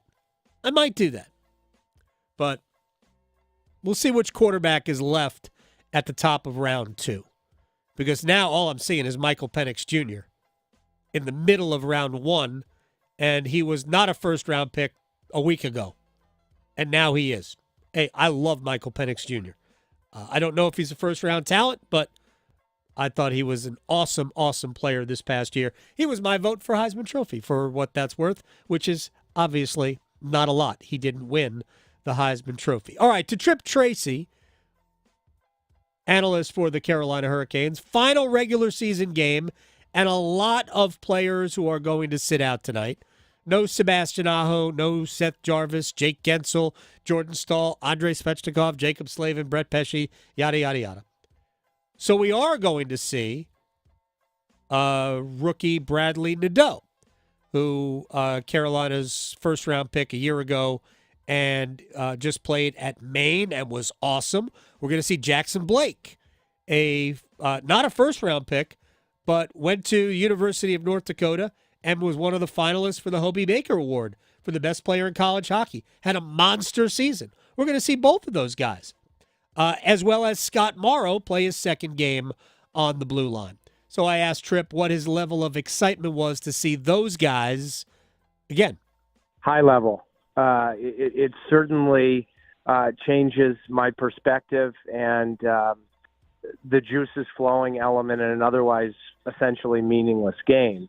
Had a chance to get to know all three of these players. I mean, I know it's the second game for Morrow. I thought he was very solid and got better as the game wore along, more comfortable, more offensively dangerous against St. Louis. And watching Nadeau and Blake, I mean, the way the puck pops off their stick when they shoot the puck. I mean, the kid that played Nazar in Chicago playing in his first game. I mean, the way that these young guys, collegiate products, their self-belief, their dedication to their skill sets can jump into the league. And if you're an offensive shooter, like a couple of these guys that can already fire the puck in a noticeable manner at the National Hockey League level is really impressive to me. And I don't care how many times you are fortunate enough to broadcast and observe a National Hockey League debut, it never gets old. So in these circumstances, I'm really excited to see these Nadeau and Blake enter the lineup tonight. It's going to be a ton of fun. Yeah, it should be an absolute blast to watch these guys. Again, we don't have the pressure. We should not watch this game with the pressure of the Hurricanes need to win. Remember, the outcome of this game doesn't matter. Carolina cannot improve their standing within the Eastern Conference. They can't improve their seed, which is why I'm okay with resting everybody. As many guys, you can't rest everybody, obviously, but you can rest as many guys. We're going to see Spencer Martin in net tonight. We're not even going to see Frederik Andersen or Pyotr Kochetkov. We're going to see Spencer Martin. So it's be the first time he has played, I think, since playing against, was it against Columbus? I think it's the last time he played was against Columbus. Now, remember, he played against Boston, Vegas. He only had, like, heavyweights, and then they gave him Columbus. It was their, I guess it was the first time they went back to Columbus with him, so now they're closing out the regular season there as well. But, look, the risk of putting some of your best players on the ice, even if the risk is small, the risk of even an injury that would take them out for a game, he needs one more day. That could be the difference between winning and losing a series. So I get it. And you're going to be off for 4 or 5 days anyway, even if you played today. So the rust is already there. You're already out of rhythm, and everybody will start the same way. I will say this. The Islanders play tomorrow against Pittsburgh. I think it's against Pittsburgh. And Pittsburgh hopes that game matters.